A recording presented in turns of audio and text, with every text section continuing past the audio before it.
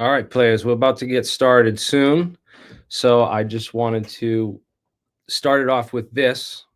We got about 20 minutes left till they go live with the video of Hal Puthoff, the new one. I just found this is from 1994. This is the video I was talking about earlier, where Hal Puthoff references a breakthrough that had happened a decade earlier, which would have been around 1984, 1985. With this, if that was the time this video came out. So we're going to start off with this, and we're gonna play this, and while we count down and wait for the other video to start. So we'll start off with this. Would be to just show a few view graphs to introduce the topic. My name's Hal Puthoff. I'm director of the Institute for Advanced Studies in Austin, Texas. And since 1985, we've had a very intensive program, both theoretically and experimentally, on new energy concepts. And so we have an ongoing budget, engineers working in the laboratory every day, many patents for various devices. And so we feel like we're making reasonable progress. And one of the requirements we have is that the work be of high enough quality that can get published in mainstream literature. So we've published many papers in Physical Review in the United States, which is the toughest of the journals to publish in. So it is possible to present these ideas in the mainstream. Even one of the papers that we published last year in Physical Review had the title, Extracting Energy and Heat from the Vacuum. And so that was accepted. I and a colleague from IBM worked on the energetics and the thermodynamics to show that there was no violation of either to pursue this concept.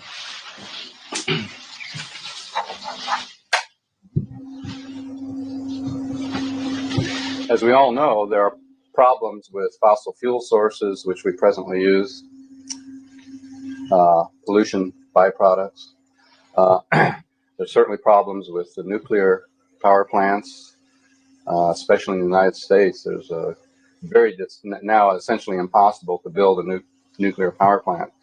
So people in the energy industry are out searching for alternatives. And of course, some of these are familiar: solar energy, thermonuclear fusion.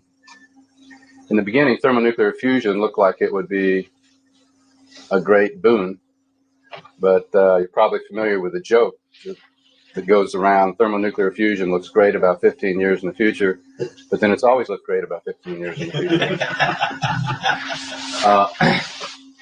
Capillary fusion is a different form of fusion that may work. There's a lot of controversy about so-called cold fusion under non-thermonuclear conditions. But the one I'm going to talk about, which I think has great promise, is the so-called zero-point energy extraction. I'll explain what I mean by zero-point energy.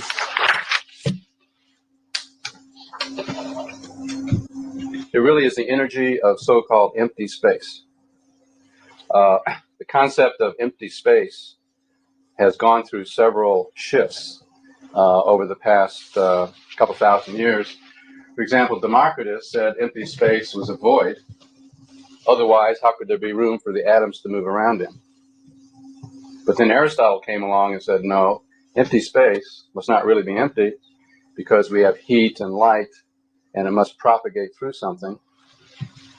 Finally, this was codified last century by Maxwell in electromagnetic theory, saying, well, if electromagnetic waves are waves, then like water waves, they must have something to propagate in.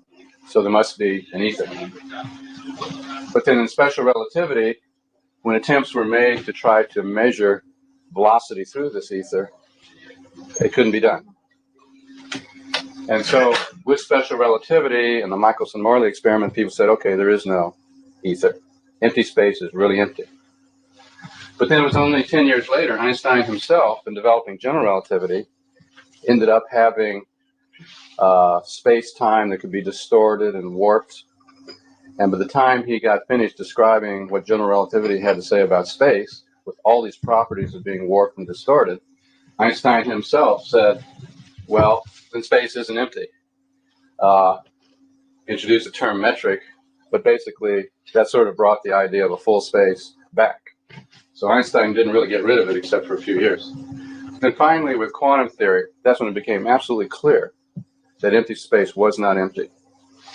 There are vacuum fluctuations, particles come out of the vacuum and then annihilate and go back into the vacuum.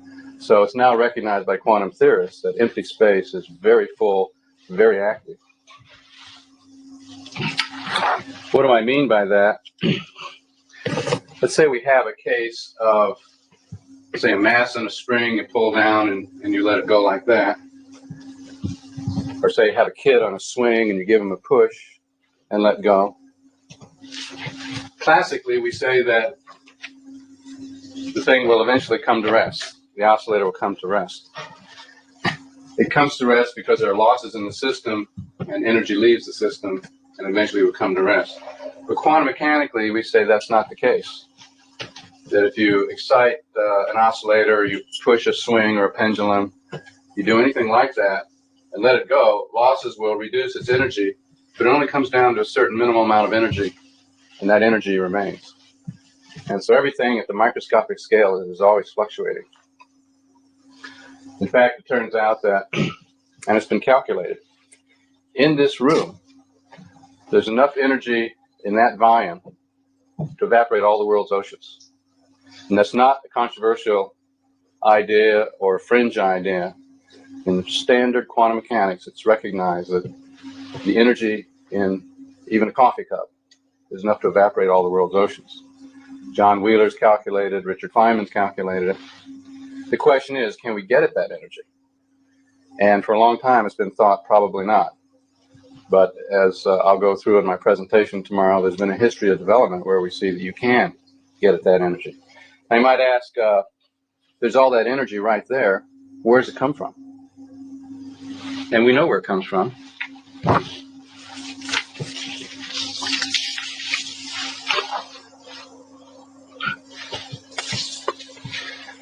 Every piece of matter in the universe is fluctuating around, doing its quantum dance. And in so doing, it radiates energy out. And then every other atom is sitting in that radiation field and absorbing it, and that causes it to jump around and therefore radiate.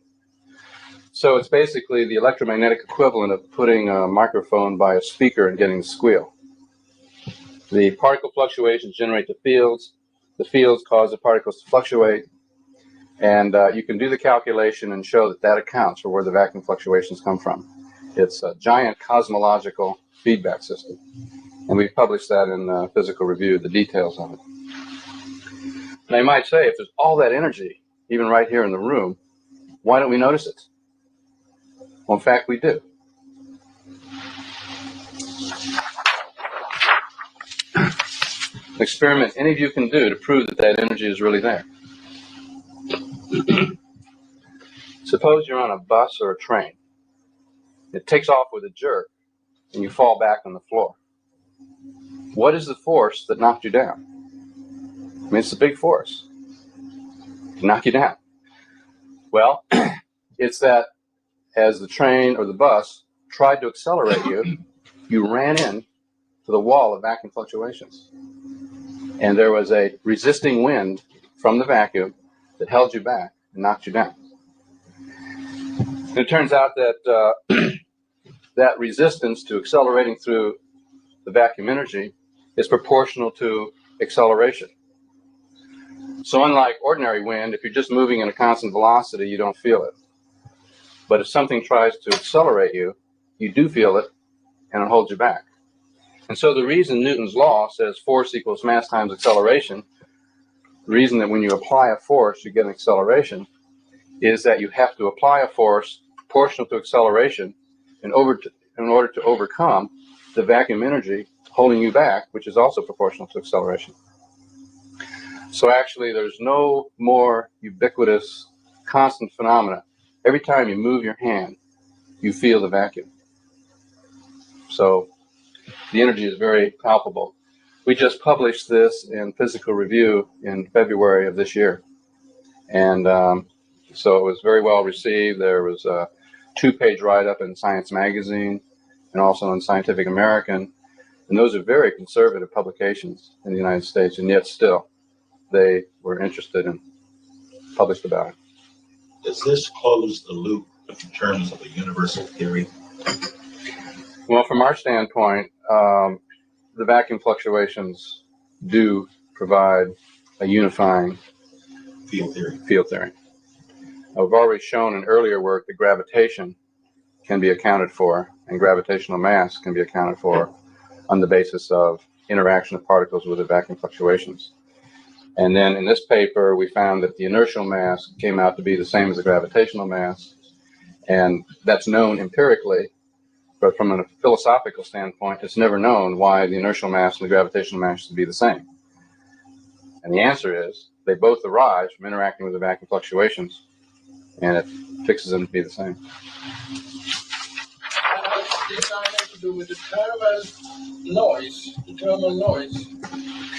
No, that's an addition. Who asked the question? Oh. Right. That's an addition. When you write down what is the background in the universe, you get 2 terms. The one term is a zero-point energy. The other term is a thermal background distribution. The reason the zero-point energy is called 0 point is because if you let temperature go all the way to 0, the thermal term will disappear. At the 0 point, this first term, which we now call 0-point energy, remains. It doesn't depend on the temperature. So the term 0 point and 0-point energy means 0 temperature point.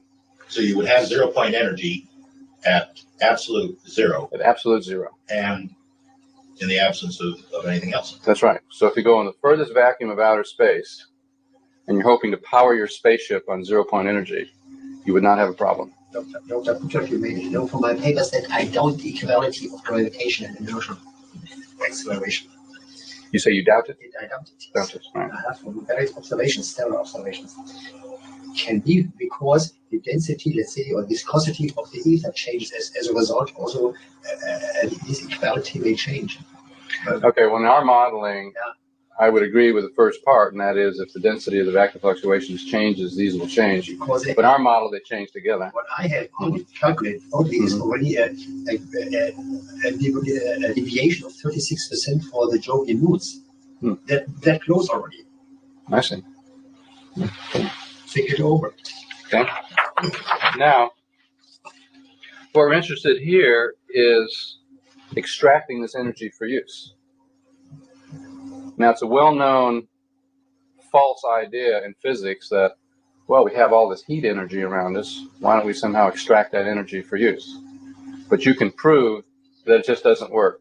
It would take more energy to get the energy out of the surrounding heat than you would get. And so when it was recognized that 0-point energy was there, it was thought that similarly, it couldn't be extracted. But a researcher at Hughes Laboratory pointed out that there was already an effect in the laboratory which demonstrated that the 0-point energy could be extracted. It's a so-called Casimir effect. Casimir effect is named after Heinrich Casimir, who was research director for many years at Philips Laboratory in the Netherlands. And this is what he noticed. As you know, if you have a, say, a radio, transistor radio, and you take it in your car or go inside of a metal building or inside of a shielded cage, you can't hear the radio stations. The metal shields out the electromagnetic signals. Well, these vacuum fluctuations are electromagnetic signals. And so Casimir realized that if you had a metal enclosure, or say even just a couple of metal plates together, close to each other, that the region in between would be somewhat shielded from the vacuum energy coming from all different directions. It would be somewhat shielded. Well, this energy has radiation pressure, momentum, energy, just like any electromagnetic wave. So between the plates, where some of that energy is shielded out, the energy traveling back and forth puts only a certain amount of radiation pressure outward. But outside, where there is no shielding, you have all the energy pushing in by radiation pressure. And so what happens is that the plates are pushed together. And this is a large force, and it's been measured in the laboratory. The force goes up to 1,000,000 newtons per square meter at close distances. Well, a newton is the weight of a book. A square meter is about a square yard. So it's a big effect. In certain cases, when you bring metal tips down close to pieces of metal, for example, in electron beam machining, this force is strong enough to pull the metal tip into the material. And in industrial processes, you have to use strong servo mechanisms to keep it away. So this is a big effect. Well, what a researcher at Hughes realized was, okay, if I put up two metal plates in outer space and I walk away, those plates will get pushed together faster and faster and faster and faster until they finally hit. And when they do, that generates heat. So you've actually converted some vacuum energy into heat. And you can trace that it doesn't violate conservation of energy. You can trace bit by bit where the energy comes from. The energy comes out of the vacuum, starts to push the plates together. As they get closer and closer, more and more modes are shielded. The energy, vacuum energy that was in those modes, has now gone into the kinetic energy of the plates moving together. Closer and closer, more modes excluded, more kinetic energy, and then when they hit, the kinetic energy is turned into heat. So there was a proof of principle, absolutely acceptable in mainstream physics, that the vacuum energy could be tapped. Now the question is there some way to tap it efficiently? Question. Yes. Is the fact that you take two highly polished surfaces of metal, put them near each other, and that Right. Like That's right. That's part of it. That's part of it. The other is There are some charge effects on the surfaces too. Surface effects. That's when they go together. You can't pull them apart. You have Exactly. to do that. Exactly. You have to do it this way. Right. Yeah. And since lasers have been invented, people always have these very polished optical flats in lasers. And again, when you put them together, you can't pull them apart. You've got to bring them apart. That's partly this effect. So the question is there a way of getting it out efficiently? So far, there are three ways that are known to extract the energy in an engineering sense. The first is electromechanical, and this was published by this researcher at Hughes, and he even applied for a patent called a vacuum fluctuation battery. I don't know if he got the patent, but he applied for it. His idea was, well, instead of letting the plates come together and make heat, I will charge the plates electrically. And then as they come together, they will build up strong electric field. And then you can use that field to drive current through a battery. But it's not practical, because the amount of energy you get and the difficulty in dealing with them so close, it's just not practical. But in our laboratory, we're working on two additional methods. Instead of having plates come together, you can also have a cylinder which is squeezed, or you can have wedges which are pushed together. In other words, anytime you have surfaces near each other that can control the vacuum modes, you will get this kind of pressure force. And so in addition to like squeezing a metal boundary, it's also possible to make a plasma, a little lightning discharge in the laboratory. Just a high-tech version of scraping your foot on the rug and touching the doorknob and getting a little spark. And it turns out that if you meet certain conditions on the density and the voltage and so on, then you can get this effect to squeeze a plasma as well as pull metal together. And so that's one of the approaches that we're looking at, generating little lightning bolts in the laboratory. They condense the charge. By the way, it leads to a whole new technology, condensed charge technology, which we have 18 different devices patented: medical x-rays, fast computer chips, flat panel displays, microwave generators. It's a whole series of things that come out of just having this condensed charge. But the energy thing is the one that we're pursuing most dramatically in the laboratory. There's also another phenomenon called sonoluminescence. And for those of you who have been interested in research with water, this is pretty interesting. If you have a turbulent fluid, have bubbles in the fluid, this vacuum pressure force will collapse the bubbles. And it's now been studied in the laboratory that when those bubbles collapse, they put out an intense burst of light. In 50 picoseconds, you can get 100,000 photons out of one little bubble. And Julian Schwinger, who's a Nobel Prize winner in physics, has shown that this energy comes from the Casimir effect. In other words, this is a conversion of vacuum energy into another form, in this case, light, heat, radio waves. So we know of a laboratory that has some experiments going in which they were creating turbulent bubbles in fluids and then measuring the energy in the water by the heat, and they were getting over unity efficiency. And so we have now arranged to have those devices shipped to our laboratory, and we're going to do a very detailed study. But in this case, we're talking about kilowatts of excess energy. Not 1 watt. Right, kilowatts. Now, people often think that, well, if you come up with a new energy idea, the oil companies will squash you like a bug. It's not true. That myth, I don't believe, is true. Once we had our laboratory results, we applied for our patents. One of the first things I did, I went to Pennzoil and I briefed the president, Scotty Holland, president of Pennzoil. I went to Texaco and briefed the research director. I went to these oil companies and told them about the potential of this new energy source. What would be the response of their corporation? I didn't tell them we had it, just in case the negative people were right. You may never come back. But I said, it's possible in principle. What would be your response? Their response was, we would absolutely welcome it because their resource is running out. When they draw small amounts of it out of the ground and make drugs and plastics and nylon, pharmaceuticals, they don't use that much of the resource and they have a large profit margin. But when they draw it out of the ground and dump it in automobiles and dump it into heating your house, it uses up an enormous amount of resource and they have very little profit.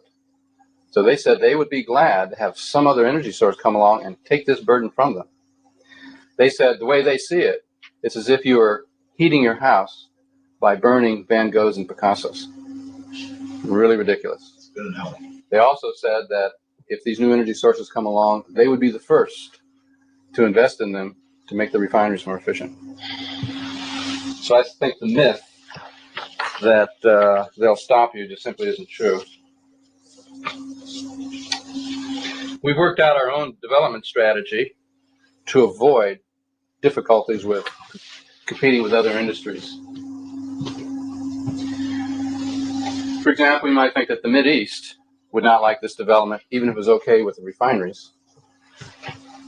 But the way to overcome that is to go to the Mideast people and ask them to underwrite the new development, so that can pull the plug on their potential competition.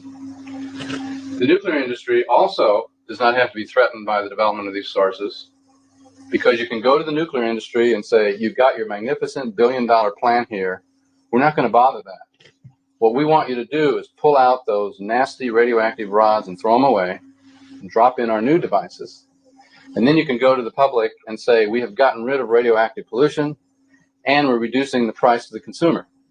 So it could be a big win for the nuclear industry, and they can continue to use their power plants. Are it possible to build one yourself and put it to your home and cut off your wires to the electricity? I'm going to talk about that in a minute. Right here, skip the generator in the garage stage. We think, although you could, we think it would be better not to do that. And I'll try to explain why. With the electric power utilities, the way you keep from threatening them is that you don't want to have everyone have one in the garage and unplug immediately, because the economic chaos would be too big. But the electric power utilities are having to meet increased capacity requirements all the time. And in the United States, they must satisfy a Clean Air Act, which is very difficult. And so you go to the electric power industries and say, okay, as you add new units to meet increasing demand and need to meet clean air requirements, don't build more of the old kind, just add our form. Because let's face it, even if we had generators up and running, it would still be a couple of decades before you could get them all distributed around anyway. So we think you skip the generator in the garage stage, and instead you'd go to a TV manufacturer, you would go to a washing machine manufacturer, a dishwasher manufacturer, and say, okay, on your next new model, instead of having a plug, the plug's in the wall, have these never say die batteries in the back. And so that way, as units become obsolete, new units get introduced without plugs. And so you slowly unplug from the utility companies instead of doing it all at once. Yeah, because economically, most people are not going to go out and buy all new equipment. That's right. They'll do it as their old equipment wears out. That's right. So I think that's the way to approach it.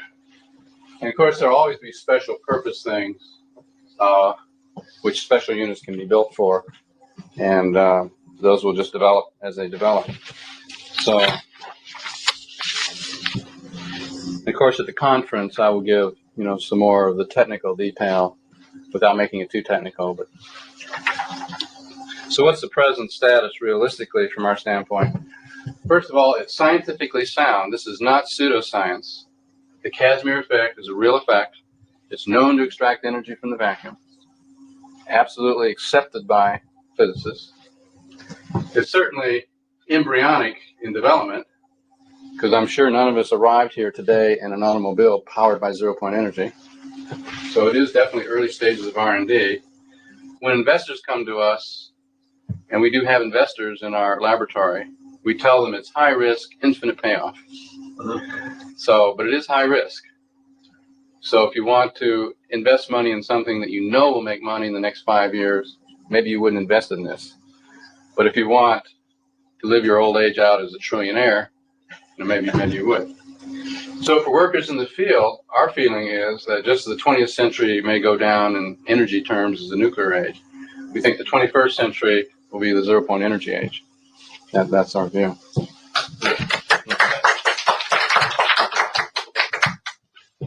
I'll be glad to answer any questions, and we can just open up for discussion because there are other people here who know a considerable amount. Well then, if It's pretty anyone far out else here knows a considerable amount, and not George Knapp and John Lear, we've already heard from them. They, by the way, George Knapp and John Lear are the guys that revealed the Area 51 in 1987. If you go 1987, John Lear on the record, and watch this, it's basically Area 51. There's a secret facility where they got 11 alien crafts out there. I think Bob Lazar said 9. And it's the whole Bob Lazar story was told back in 1987. Like, that's like 2 years before May 1989, when Bob Lazar appeared as Dennis, all blacked out on George Knapp for the first time. So Area 51 was declassified and disclosed by John Lear, and then it was popularized by Bob Lazar later on. And but anyways, enough of that. That's all old history, and that's all where we were at 30 years ago now, 1994, right? It took me a minute. I can't believe it's really been that long. I just like, no, I can't be that old. Well, yeah, you are. Anyways, I'd like to open this up. I mean, we're still waiting for them to go live here on the show.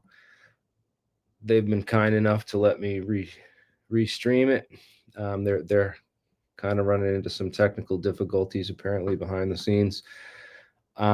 They've informed me I just saw this last night, and I didn't quite get to it in time, so I don't know if I asked. I think it's been up for a week, they said, so I wasn't able to really get my questions in on time, and it is the internet is pretty funny right now with all the latest on Corbell. I shouldn't really give this man attention, but he doesn't deserve it at all. He's tried so hard. I mean, I guess if he's legit, is what he's crying about. Listen to this guy, right? Oh God. All indications, like all of them, is that that lie is going to be that there is a craft slowly making its way to us here on Earth. Why do they need That music? is the lie they're going to want you to believe. It's nuanced how they explain that, the nature of that threat. All right. This is ridiculous. Why does it have to have music? All right, this isn't what I was looking for, and that's all that comes up. So they must be controlling the algorithm, because all the negative posts don't come up when you search for Jeremy Corbell. That's the most popular shit on going right now, and it's not what shows up in the feed. There's definitely algorithm pushing certain things with this man that are helping this man out. It's just weird how they've done all this. But yeah, this is the big thing. He is either Nancy Mace mixed up in the congressional hearing and credited Michael Schellenberger as the source of the Immaculate Constellation report, right? And apparently he wasn't the Jeremy Corbell is like, oh, it was mine, you know. And he made a big stink about this. Where's the, let me see. Oh yeah, this is it. Right here. No, she did not assume anything. I don't know what to say. I don't know why she said that. I think she just assumed it was. No, she did not assume anything, because I walked somebody into her fucking office. I walked somebody physically into her office that we both know, Michael.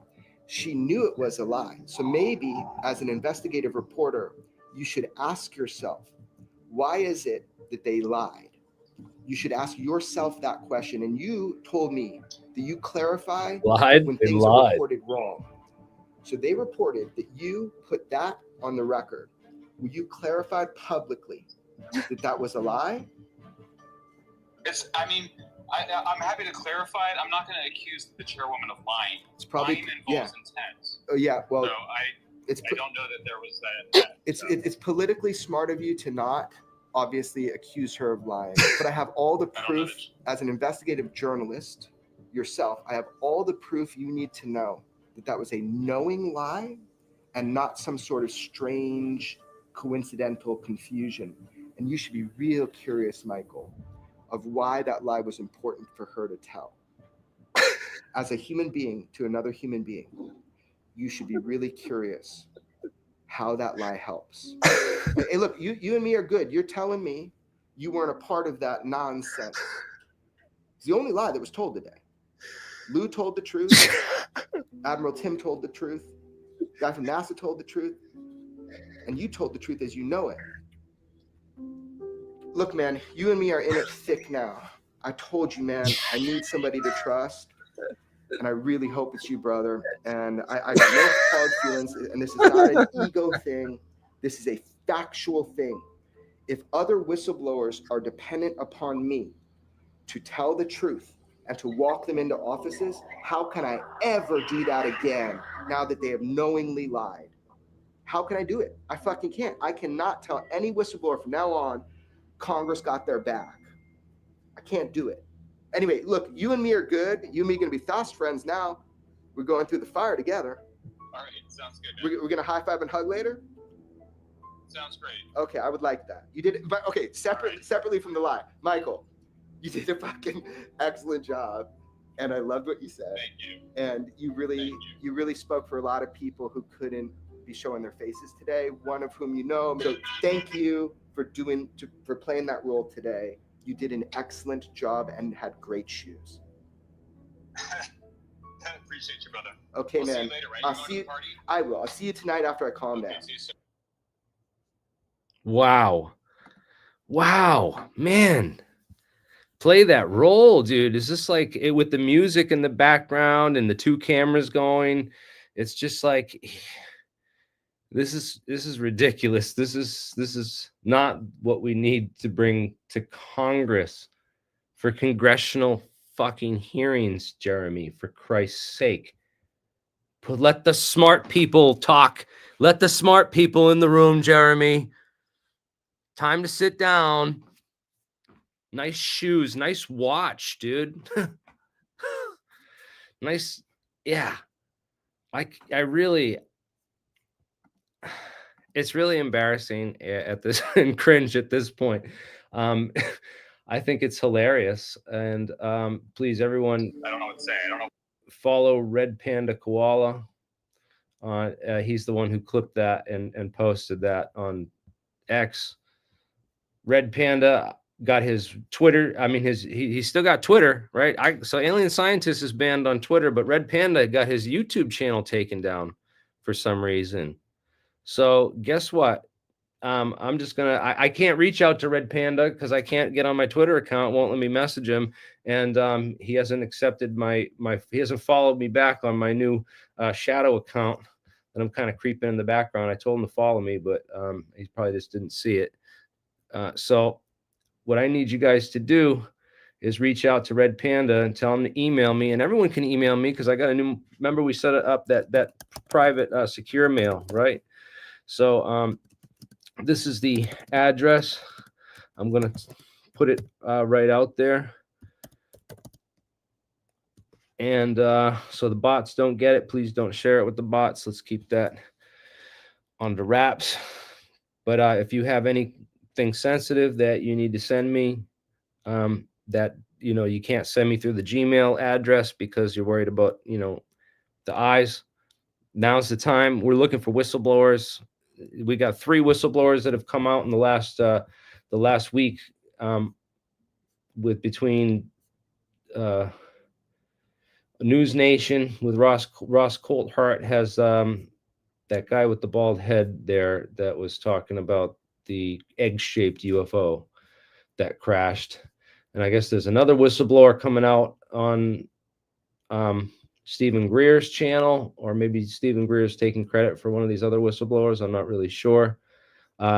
Jason Sands, please reach out to me. Send me an email if you want to get on the podcast. I guess he was on Julian Dory's podcast, and they didn't.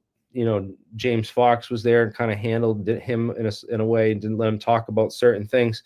Jason, you're welcome to come on my channel and go through the gauntlet if you're legit and it's just not believable because it's or what, man. At least show that you have the balls to come on my show, and we'll I'll ask you all the tough questions that I can, and I assure you. We do on this channel. We put everyone through the gauntlet. We put everyone through skepticism, especially the people that refuse to that only go on like friendly podcasts that kind of spend the first 5 minutes not getting into facts or business and just basically slapping each other on the back. And we're not about that here. We're about just getting down to business with this UFO stuff. We know the government lies about all kinds of stuff. Okay, we know the government lies about tons and tons of stuff. We've been through just the horrible things. Just everyone in the past 4 years should have been a wake-up call with the lies and what they did to supposed misinformation and people like Joe Rogan. It should be a huge wake-up call to everybody in the entire world. And I hope it was a wake-up call to all the Democrats that what's really happening on Monday. But I also hope that Donald Trump doesn't fall for what looks to me like a limited hangout operation. Like these intelligence agencies is what they do in popular groups and to influence subculture and cultures is they'll literally generate their own limited hangout operations and kind of keep everybody locked into certain areas of physics and knowledge and understanding and lines of questioning. And we can't talk about this, but we're going to talk about this, and it's like a controlled disclosure where they're going to be important. If they point like one of these guys in charge, it's going to be like a controlled disclosure, which is of course what the government's going to do, right? They don't do catastrophic disclosure, right? The government doesn't appoint people that are really going to shake things up and change stuff. So yeah, what's going on with this right now? Are they live? Oh my God, they are. All right, we're gonna switch over to the other channel and tune in. I guess we're going live right now. Kelly's show, the anomaly. This is the anomalous coalition. Okay, guys, they're the ones I'm just gonna kind of piggyback off their stream so that we can kind of give our own commentary and stuff for those of you watching. But if you guys have any problems, you guys get kicked off for any reason, I know YouTube might do that to us. Physics and advanced degrees in engineering, Dr. Segala has significantly contributed to research and innovation across multiple fields. Dr. Segala is a familiar face in the media, having appeared as a subject matter expert on various TV programs, including The Secret of Skinwalker Ranch and the Discovery Channel's Mystery at Blind Frog Ranch, and also UFOs Investigating the Unknown. Dr. Garry Nolan is our final guest. He is the Ratchford and Carlotta A. Harris Professor of Pathology at Stanford University and a leader in immunology, cancer research, and advanced single-cell analysis. He's published over 330 research articles and is the holder of 50 U.S. patents and has been honored as one of the top 25 inventors at Stanford University. His areas of research include oh my goodness. You'll have to tell me how to pronounce that later, Garry. Cancer and leukemia, autoimmunity and inflammation, and computational approaches for network and systems immunology. Dr. Nolan is also the co-founder of the Soul Foundation, a leading center for UAP research, bringing together experts from academia, government, and various disciplines to conduct rigorous studies on UAP and their implications. Its mission focuses on advancing public and policy-oriented research, providing advisory services to governments and corporations, and educating the public on the scientific, societal, and cosmological impacts of UAP discoveries. You can learn more about the Soul Foundation at thesoulfoundation.org. So thank you all for being here with us tonight. For the first 3 hours, we'll be diving deep. For the next 3 hours, we'll be diving deep with our guests and asking them more questions about UFOs investigating the unknown. To get the most out of our time, we'll be dividing this live stream into 4 parts. In the first part, we'll be focusing on questions for Dr. Hal Puthoff. Next, we'll be hearing from Dr. Segala, followed by Dr. Nolan, and we'll end our time with the woman of the hour, Leslie Kean. However, our guests are all welcome to contribute to the conversation throughout, so we'll be hearing from everyone. So thank you all for being here. I really appreciate it. Thanks for having us. Well, let's dive right in. I know we've got a ton of questions tonight, but I know a question that's really kind of at the top of everyone's mind right now is a few hours from now, Jake Barber is scheduled to come out as a new whistleblower on News Nation. And since we have Garry here, I wanted to ask him a question. Because you are an advisor, correct, to the Skywatcher team, which Barber is also involved with. Are you able to share any of your thoughts about what you think about Barber coming forward as a whistleblower? Well, I think what it underscores are the kinds of comments that have been made by many people over the last few years about the numbers of whistleblowers coming forward. And, you know, with the entree of David Grush, as well as, of course, Lou Elizondo prior to that, what you're seeing is a form of acclimatization where people who previously might not have felt comfortable coming forward are now saying, okay, well, hey, they didn't get locked up. They've shown us how to be careful about how we talk about this. I feel comfortable coming forward as well. And so, you know, what I think is unique about Jake and the team that he's participated in assembling behind Skywatcher is that it's not just him who claims to have been involved with retrievals, crash retrievals or otherwise, but other members of the team, all of whom have military backgrounds, have military clearances, have the kinds of experience, if you listen to what it is that they have to say tonight, that is completely comports with what you would expect from somebody who would be involved in a crash retrieval. And so my being asked to be involved with the team is not because I have any experience with crash retrievals, but they wanted a scientist on board to help design some of the kinds of experiments and data collection to be the neutral observer, to make sure that when they do talk about what it is that is observed, it's provided, I help them provide the necessary caveats so that people don't come to premature conclusions. Because it's very easy. I mean, people want to come to conclusions. I would love to come to a lot of conclusions in my work, but there's a way to talk about all of this, which is frankly what the Soul Foundation has been about, is how to limit the conversation in a way and how to teach people to talk about things that don't get you backed into a corner. So I spent a lot of time with Jake and members of his team, the others who we'll be talking about tonight.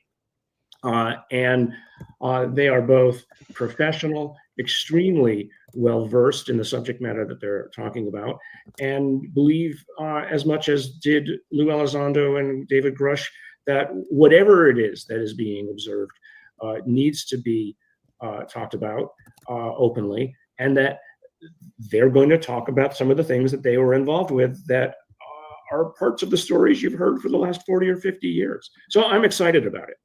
I hope people respect what Jake is doing and the chance that he's taking for not just himself and the family, but let's see how it goes. But I've seen a preview of what it is that the News Nation is going to be about, and I've seen a Skywatcher video that's going to be coming out after that, and I think people are going to be very pleased. Well, that's very exciting. I know we all can't wait to see how that unfolds. Thanks for sharing that with us, Garry. All right, so we're going to kick it off to our first segment with Dr. Hal Puthoff. Before we do that, we have a clip to share with Hal from UFOs Investigating the Unknown, where he's talking about general relativity. So let's check that out first. Just to try to make this more physical, you see a UFO coming along, and then it suddenly does a right angle turn. And people on the ground observing this will say, oh my God, if there's anybody inside that craft, they're going to be squished like tomato sauce. However, since space and time have been re-engineered and manipulated, in that situation, time can be running much faster. And so the people inside the spacecraft are looking out the window, and so they just take a nice leisurely turn. Amazing. Well, Dr. Putoff, thank you so much for being here. I'm just going to launch right into questions, if that's okay. Okay, that's fine. Yes. So I understand that you were a senior advisor and contractor for the Pentagon's highly classified UAP program, whose existence was revealed in a December 2017 New York Times article written by someone we all know. So exactly what was your role in that program? Well, it turned out that back in 2008, the Defense Intelligence Agency got really concerned about the fact that there are so many observations of craft in the skies that seem to have these unusual characteristics and so on.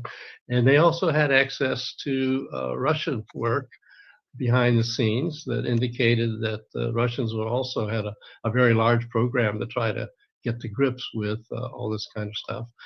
So anyway, they put out a request for analyses to be done by anyone who wanted to respond, and Bigelow Aerospace turned out to be the one that responded and was awarded the contract.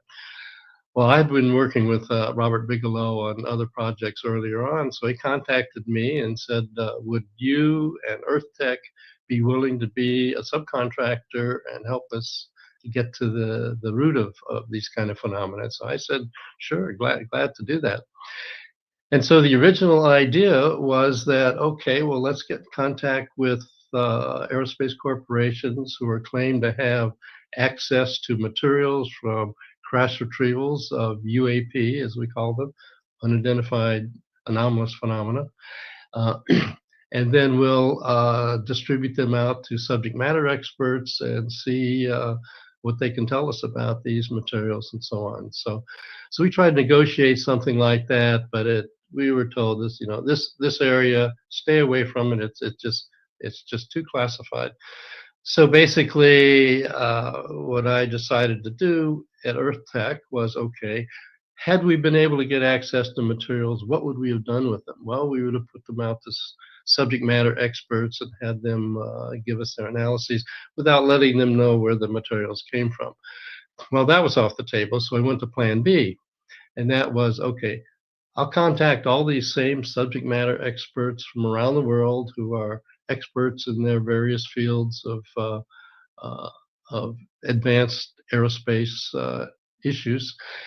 And I'll say I'm just doing a kind of a general investigation that might be useful to Bigelow Aerospace. So where will your field be in the year 2050? So we figure by doing that, we're going to get analyses that were the best that these kind of people would have to offer about where their fields would be. And so it generated some 38, I commissioned 38 papers from people all around the world. It was an unclassified study at that point. So I had inputs from people from different countries. And so they described where their field would be. And we then took those series of reports that were provided to us, and we put them up on a highly classified at that time site in the Pentagon, and they could be distributed out to aerospace contractors and the intelligence community and the DoD. And so all these 38 were distributed that way. We were told that probably they would never see, the time of day in open publication, but since then, through Freedom of Information Act requests, most of them have been have come out, and they cover very exotic subjects like space-time metric engineering or effects due to injuries from encountering craft at too close range and so on. So anyway, these are now available. So I think that was the final output from at least my part of my participation. Ah, fascinating. Thank you for sharing that. In that role, did you have the opportunity to brief congressional committees or Aero? Yes, as part of having collected the information that we collected, I briefed the Senate Select Committee on Intelligence. I briefed the Senate Armed Services Committee. I did brief Aero, the All-Domain Anomaly Research Organization. So they have the information, including classified information that we obtained behind the scenes. And so that's all out there in various kinds of reports. Oh, great. So pilots and others who encounter UAPs often state that their abrupt high-speed maneuvers appear to be way beyond our physics. Is that a reasonable conclusion? When you hear that, that sounds very reasonable. And after all, you've got pilots observing these craft coming from space, dropping down to the Earth within a few seconds, and then stopping on a dime, and then suddenly taking off at high Mach numbers and doing a right angle turn. So it's very reasonable. As it's a natural thing for these pilots to say, this is just way beyond our physics. On the other hand, I approached it as a scientist in a different way. And I said, okay, if something is happening, it's got to somehow be part of our physics. So what I did was I took a piece of paper and I made a list on the left-hand side. What were the bizarre things that were being observed? Right angle turns at Mach 10, diving into the water with no splashes, all the weird, walking up to a craft that seemed small, but they got inside and it was giant, things that, now for me, the more weird those descriptions, the better I like them. Because if somebody is just making up a story, they want it to sound kind of rational and reasonable. Well, my list of weird descriptions were not rational or reasonable. They're all off the wall. I then took general relativity and said, okay, in all of our ordinary electromagnetic applications with computers and Wi-Fi and so on, we start out with a series of Maxwell's equations and outcome all the predictions, and we do our technology developments. In general relativity, Einstein's theory of general relativity, now that's used primarily for investigating astrophysical phenomena like mergers of black holes and neutron stars and so on. So I said to myself, suppose we could engineer Einstein's equations for general relativity the way we engineer Maxwell's equations for all of our electromagnetic effects, what would I expect to see?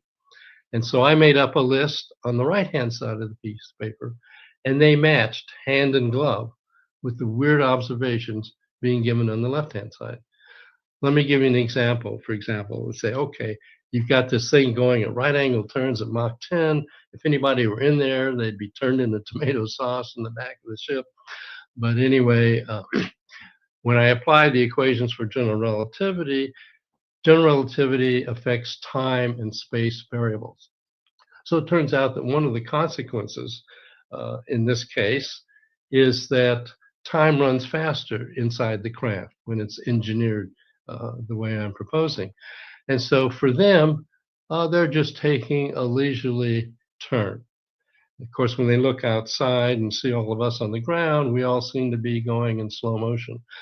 But anyway, what appears to be an absolute unbelievably right-hand turn at Mach 10, for the people on the craft, that's not the case. Similarly, in reports of people approaching a craft, which is some particular size, and then when they get really close, the craft seems either much larger or much smaller. These are the kinds of things that general relativity would predict. Another example would be time running at different rates, so that if somebody supposedly has been taken aboard a craft and they're in there for a while and they come out and they find time has gone by much faster outside or at a different clip, and they think, well, maybe I've got missing time or whatever.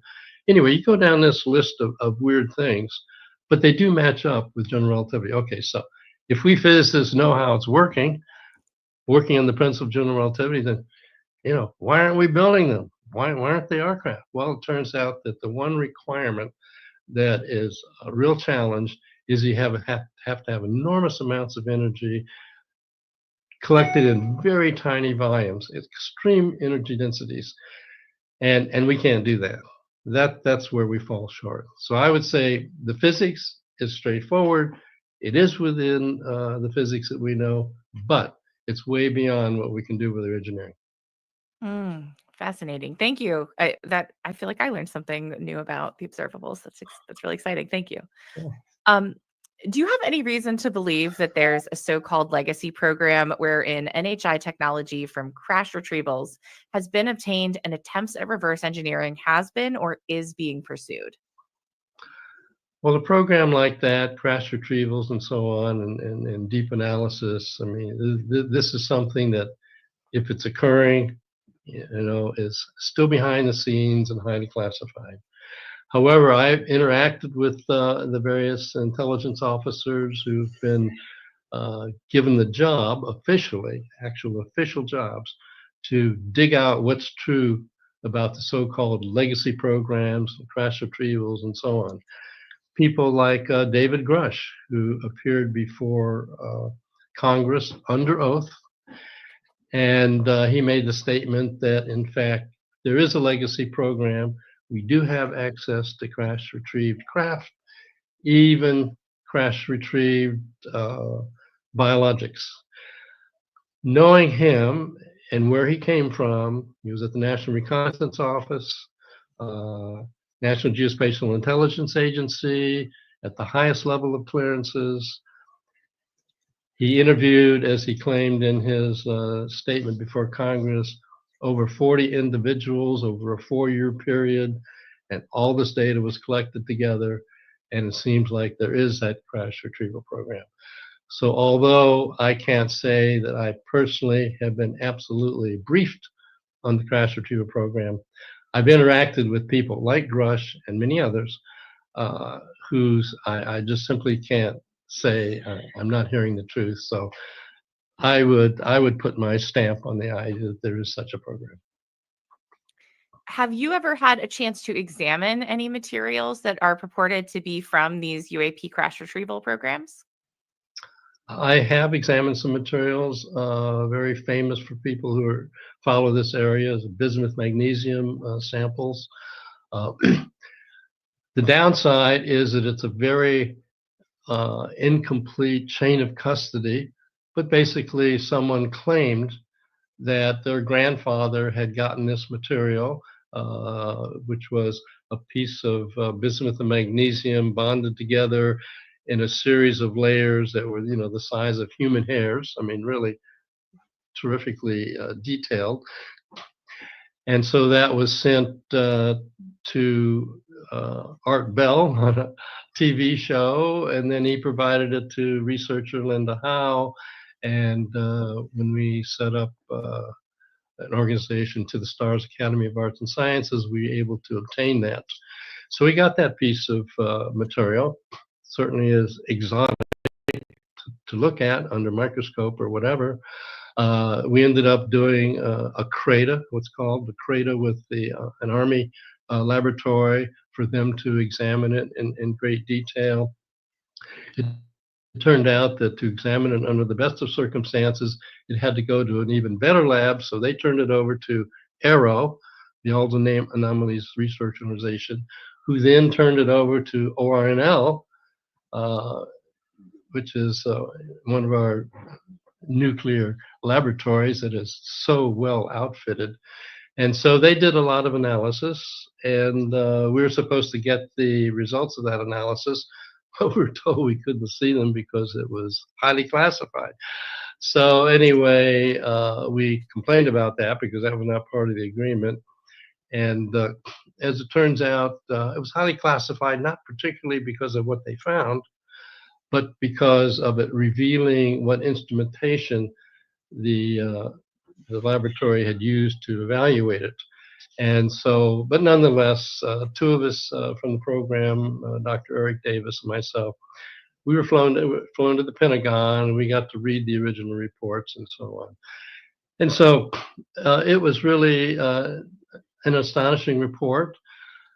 There was no proof of isotopes that would be from an extraterrestrial location. So the idea that maybe we could prove it was ET because of isotope formation, that didn't pan out. But nonetheless, they had to agree that the putting together of these kinds of materials that you can never get to bond together hardly at microscopic levels was really quite unusual.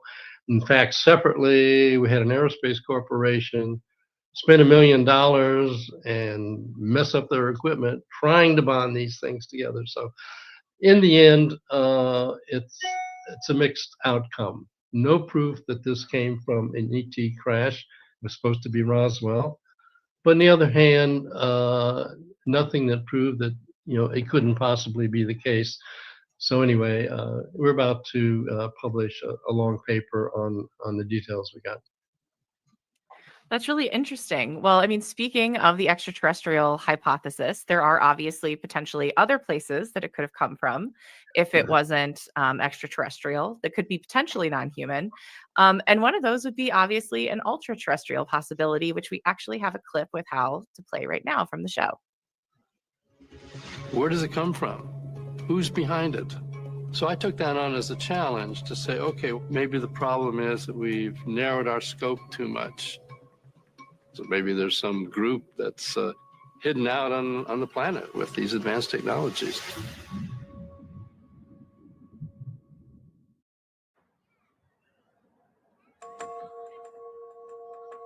If we believe that our reality is the story, that the story we're in is in fact the way the world really is.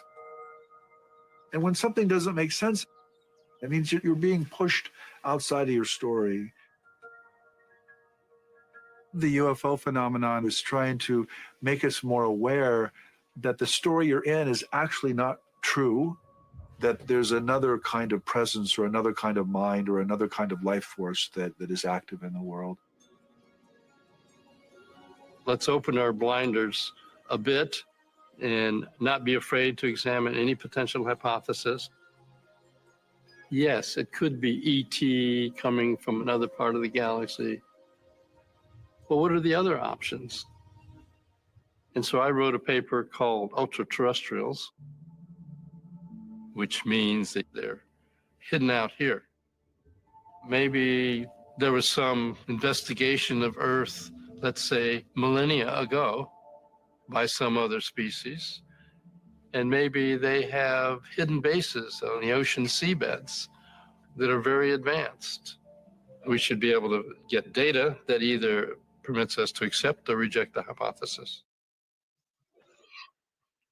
Wonderful. I'm a very big fan of the ultraterrestrial hypothesis. So, Dr. Puthoff, would you mind sharing just a little bit more about what your perspective is on the ultraterrestrial hypothesis, which posits that some observed phenomena may originate from hidden realms or dimensions on Earth rather than purely extraterrestrial sources? Well, since it hasn't been pinned down exactly what is the source of these sightings and so on, as a scientist, I said, okay, we need to have a clean table. We need to have every hypothesis possible on the table, and then run each of them down with whatever scientific approaches we can use. So I made up a list of, like, what could it be? Well, it might be extraterrestrial, or maybe it's interdimensional because our modern physics has additional hypotheses about other realms that on other dimensional realms that something could be emerging from. Maybe it's, for example, maybe leftover Atlanteans from 10,000 years ago at the end of the last ice age. Maybe some advanced society survived and have been running a parallel with us, but hidden away in a mountain or seabeds or whatever.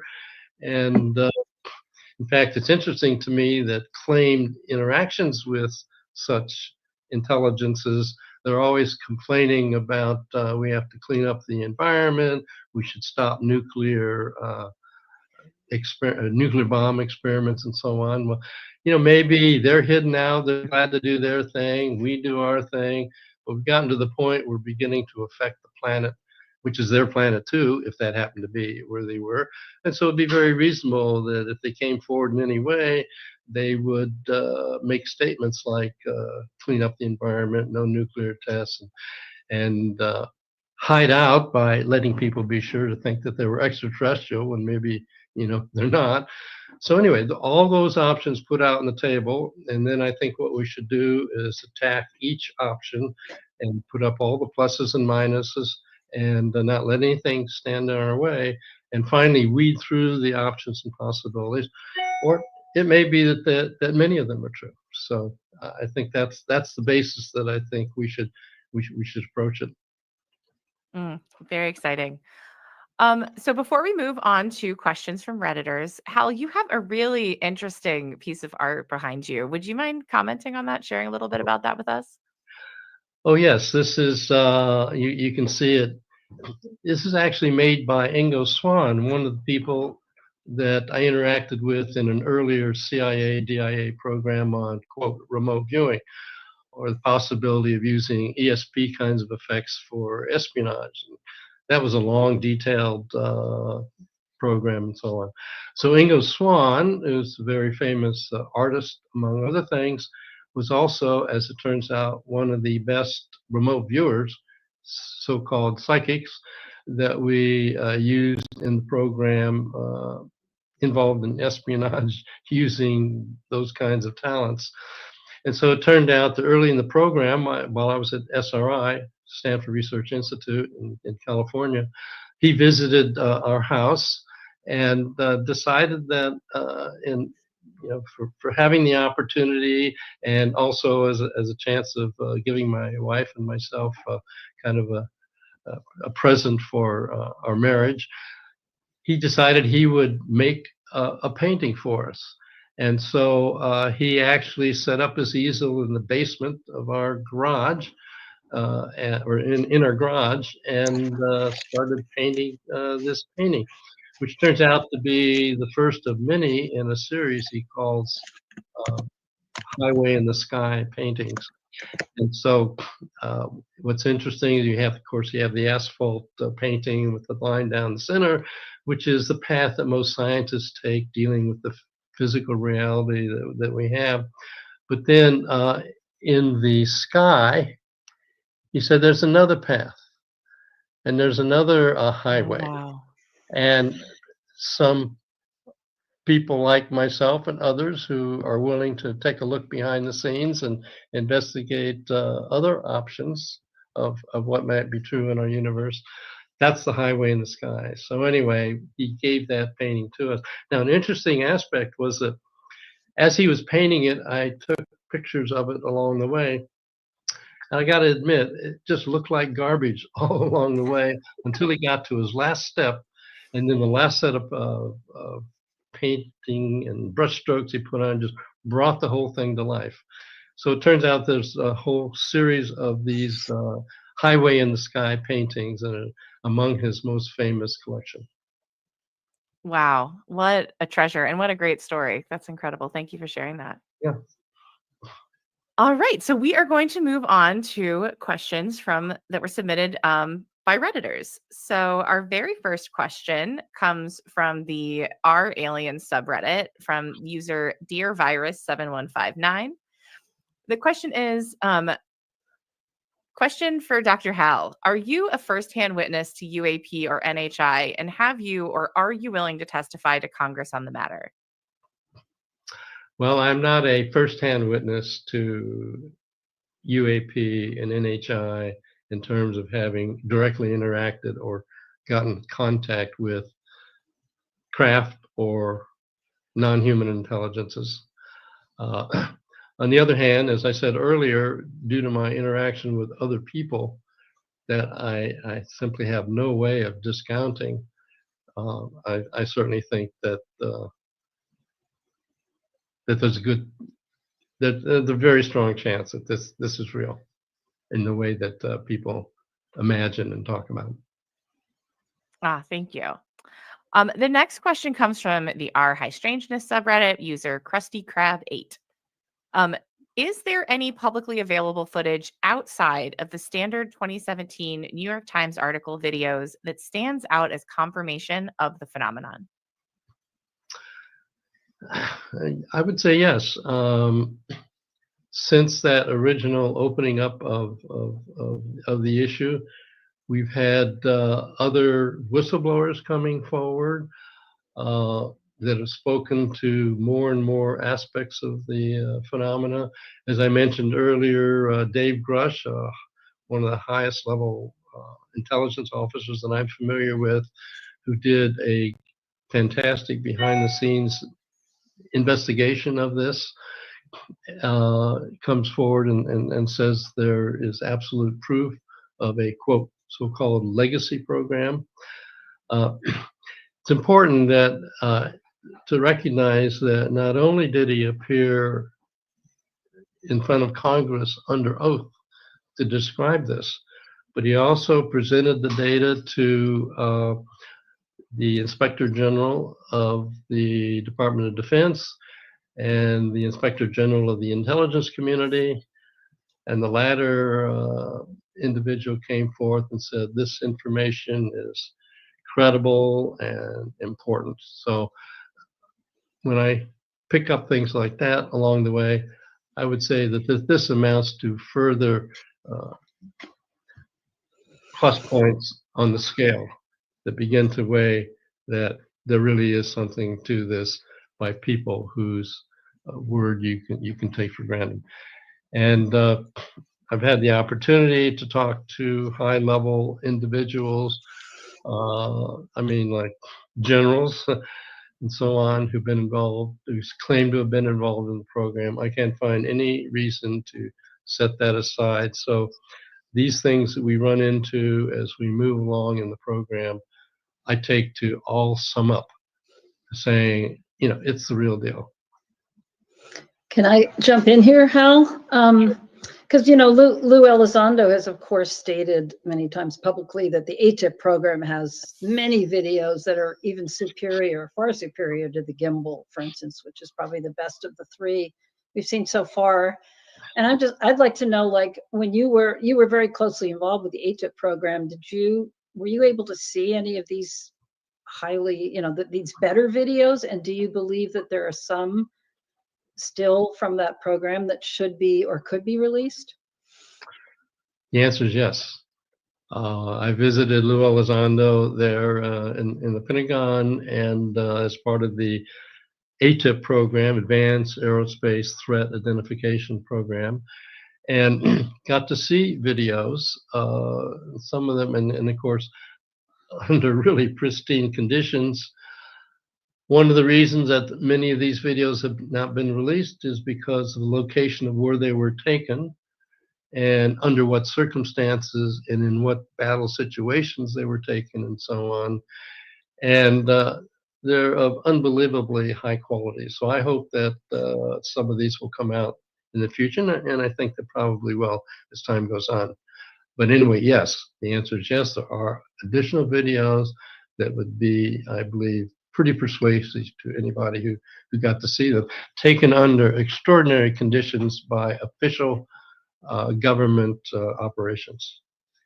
So isn't there any way they could release even part of those, or somehow redact? I don't know how well you can redact on video, but somehow remove the sensitive parts and just let people see the actual craft that's in the videos? I can't think of any reason why that would not be the case. And I anticipate that as time goes on, eventually that will be the case. Oh, well, I know people can't wait for that. That'll be very exciting. Yes. Our next question comes from the our High Strangeness subreddit from username dmacerz. Sorry if I'm mispronouncing that. They say, "Hi, Hal, you once spoke about the decision to not tell the public that was made with a group of people and adding up all of the pros and cons. Can you release any more info about the pros and cons of disclosure, or just specifically why would disclosure have been bad back then? Thank you." Yes, early on in my participation in these kind of programs, I was invited to participate in a conference. At this particular time, I wasn't even told what the conference was about, but that I had to come because it was going to be the most important conference I'd ever participated in. So, okay. And so when I got there, myself and other people I knew from the intelligence community, from the DoD, and elsewhere. And I was told at the beginning that there was underway a plan to possibly reveal and disclose the fact that non-human intelligence was true, and there were crafts that had been retrieved under a crash retrieval program. And the question was, if given that this is supposedly the case, both Russia, China, ourselves, and so on had this kind of information, should this be disclosed to the American public? Well, I think everyone there, including myself, said, "Oh my God, absolutely." They said, "Okay, the way we're going to approach this, we're going to make up a list of all the things that would be affected by such a disclosure." So we made a long list. You start out with, okay, stock market might be affected, religious views might be affected, countries' military aspects might be affected. So make a long list. We got some 60 items or something like that. When you finally get down to the weeds on this list, it was sort of like, okay, if we find out that Corporation A got access to materials from a crash retrieval program, but their competitor at Corporation B didn't, when this gets revealed, Corporation B is going to sue Corporation A. They're going to sue the government. This is going to be an absolute disaster situation.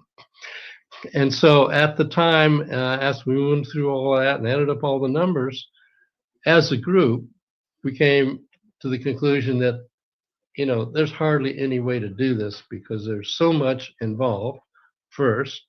And then secondly, there's no way to handle it piecemeal. You'd have to deal with everything all at once. And so at the time, like this was back some decades, it just seemed that, especially given that the whole subject area was still tinfoil hat and kind of subject with a lot of stigma associated with it. There's just no way to go forward with this. Now, that's in the past. Now, as we now see in the present, there's been a new approach, which was that, first of all, data has come out. The government has pretty much admitted that there's something to it all without giving any level of details. But nonetheless, we had an amendment proposed in Congress by Senator Schumer, who is, majority leader in the Senate, and Republican Senator Rounds, which they put out a multi-page document to be passed called the Disclosure Act, the 2023 Disclosure Act. And if you can believe it, in an actual government document, you have non-human intelligence mentioned over 20 times, and how this had to be addressed in some straightforward fashion. And so they come up with a whole list of ways to do that, having a presidential panel, having all the information passed on to the National Archives, to go through a process of saying what can be released when, and so on. I think that's a good amendment. It didn't pass in 2023, so they put the same amendment forward in 2024. I think once again it got shot down. But anyway, we have a map of how to do that. And so I think done correctly and under the right circumstances, I think the result is different today. And also the stigma that's associated with the area is now pretty much long gone, and for good reasons, by the way. I mean, back, 20, 30, 40 years ago, when we were into this, what was our data? Our data was some farmer seeing something flash across the sky. Then you had to decide, was he drunk, or was this the real deal, or whatever. But in the intervening decades, we now have the most unbelievable sensor systems up there. Forward-looking infrared radar, Aegis type instrumentation on ships. And so our sensor program has advanced so far that now you have multiple sensors, including pilots and eyes on, all reporting exactly the same thing and all the data correlating. But there's just no room anymore to say this isn't happening. So I think if we reconsider the idea that disclosure should come forth at the present time, I think I don't think there's any way we can avoid it if it's done correctly. Excellent. Well, I know that's music to many ears. Yeah. Our next question comes from the Alien subreddit from user Ian Voyager. The question is, we have current widespread ability to record electromagnetic spectrum and sense gravity distortions. Have we developed a time or temporal sensory capability beyond setting two timepieces off at the same time than comparing any differences? Could this be a useful sensor to apply to UAP/USO and whatever new terms that come to represent the UFO phenomenon? Well, I think following up again on what I just said, we have so many sensors that are being deployed simultaneously and in parallel that integrating the data from all these different sensors, whether it's forward-looking infrared radar, ordinary radar, gravitational effects, and so on. I think the answer is just simply yes. There are many things being brought online, and a new step forward recently is, okay, maybe we can't just depend on the government because they're not so open as we've seen. So you have private organizations like Harvard University and its Enigma program and so on, where people setting up their own instrumentations to pick up radar, to pick up acoustics, to pick up infrared and so on. And so I think this movement out of dependence on government for daddy to come tell us what's happening into the private sector, where people are motivated enough now, and because of the reduction in stigma, the fact that people with wealth will come forward to support these kinds of programs. That's a whole new era we're advancing into. That's really exciting. And, speaking of the stigma, I think that just wanted to say, how important it is doing things like, UFOs investigating the unknown, putting that kind of media out there, because it helps with eliminating that stigma and really does make a difference, it sounds like, in terms of moving this forward. Yeah. That's incredible. Our next question comes from the High Strangeness subreddit from Muga Cat. The question is, what data collection methods are being used to investigate these UAPs? I think we kind of covered this a little bit. Is there anything you wanted to add to that? I think I've named most everything, including acoustic signatures as well. Yeah. Perfect. Okay, cool. Then we'll keep it moving. The next question comes from the UFOs subreddit from EFH1. Can you comment on your work with Ken Shoulders and how his work is mentioned as ideal for further research in one of the OSAPTERs? Oh yes, at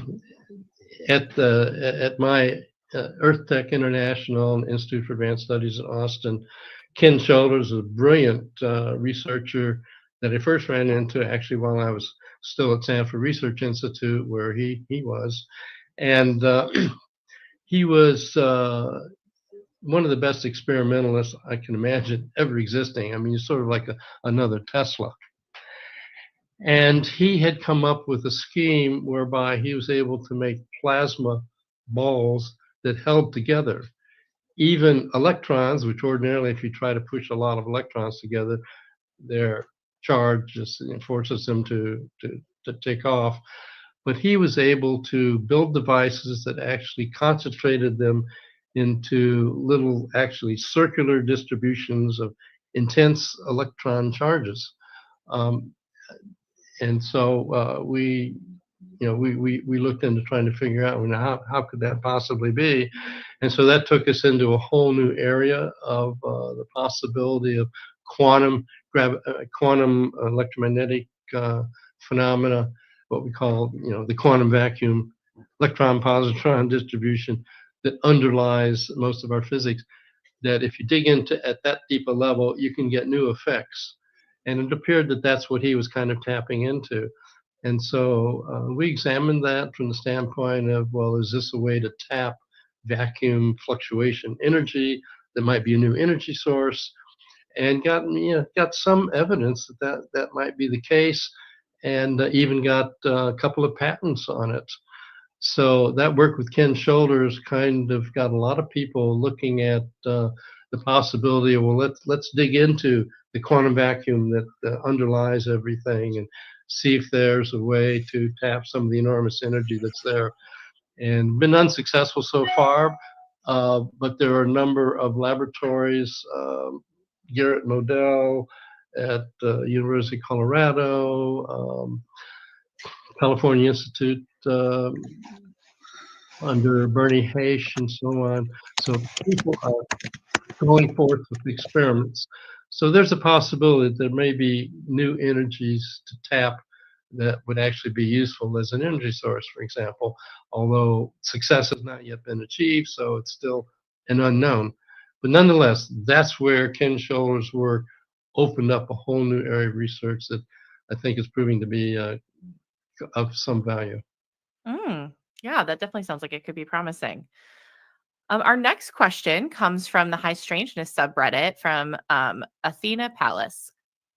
Will Hal Puthoff ever talk about what he knows? Would you consider writing a book to be published posthumously? Sorry about that. Posthumously, right? Yeah. Yeah, I've thought about it. My family is pushing me to do it. Of course, there are a lot of books out there already about everything I've done. So, but in terms of postulating or actually putting in print what I know from being involved in these programs, I'm still a patriot, and I still follow the laws of national security establishment. And so if something is being kept back under secrecy, I'm not going to violate that. So even in a posthumously published book, I would not say things that I'm convinced are national security secrets. So I might do that, but if somebody's looking forward to reading it, to suddenly have everything spring out from behind the scenes, that probably wouldn't be the case, although it'd be pretty spicy. I bet. Leslie, did you have a question for Hal? Oh, I think you're muted.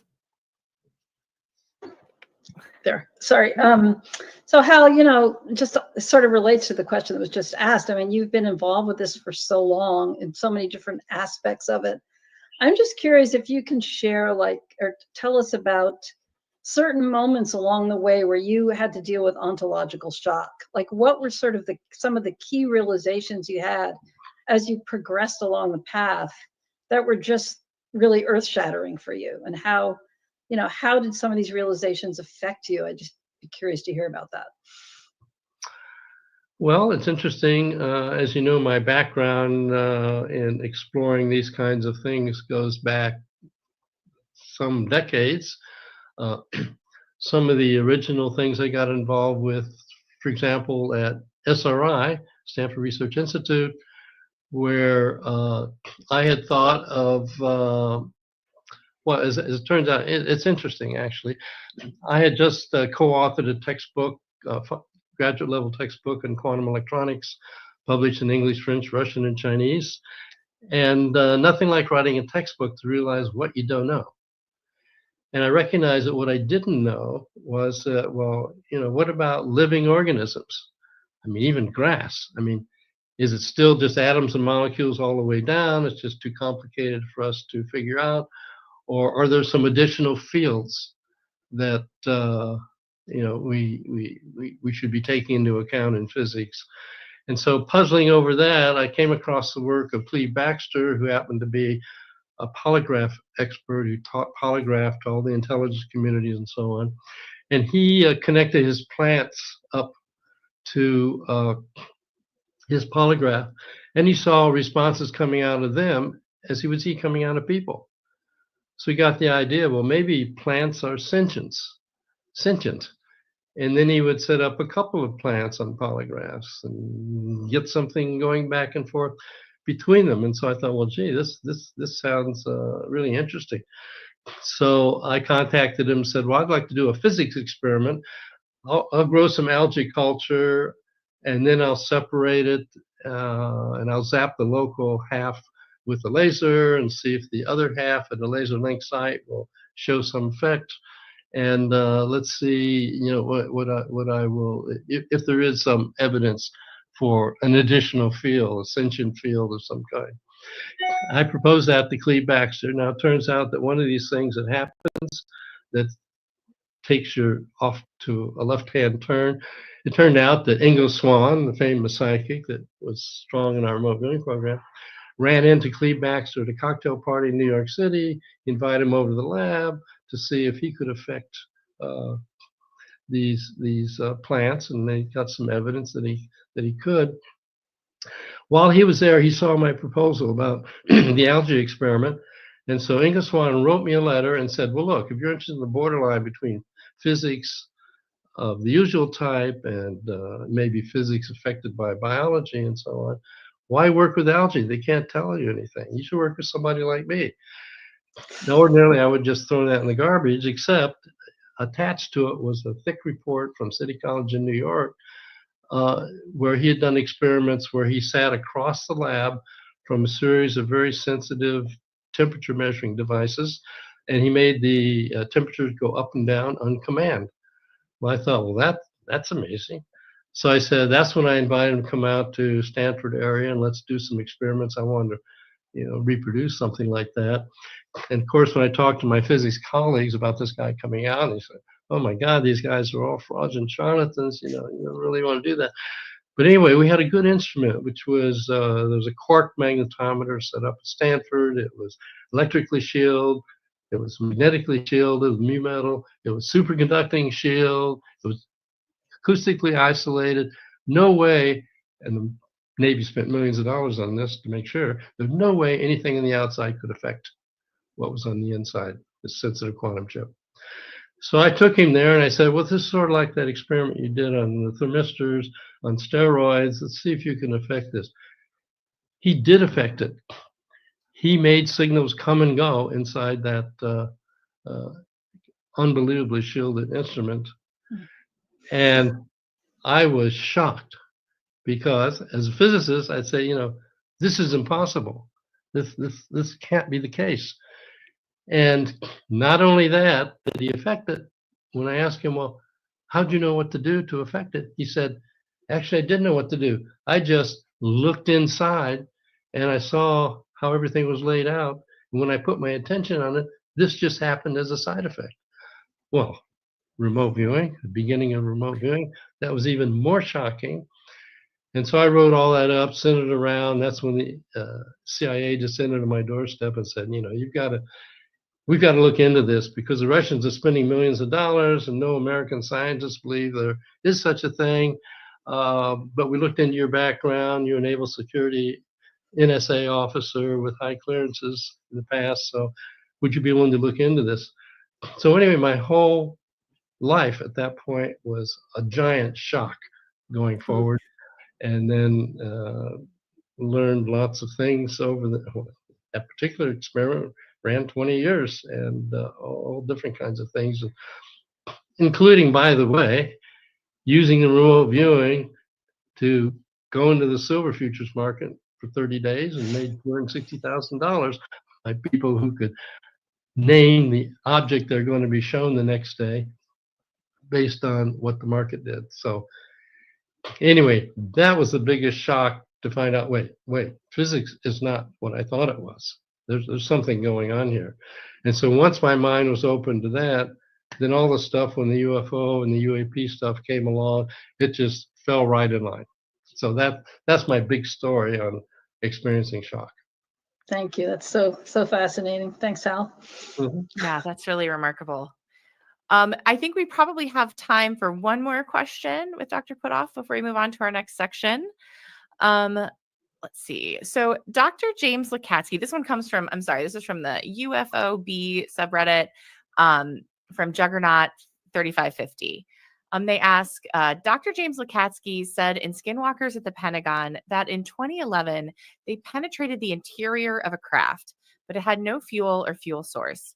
Could it be we have misunderstood and that the craft don't generate power, but redirect energy flows that exist everywhere that we cannot currently perceive, like a kayak on a choppy river? Hence, their movement is so erratic as they are surfing the energy flow. That's a really outstanding question.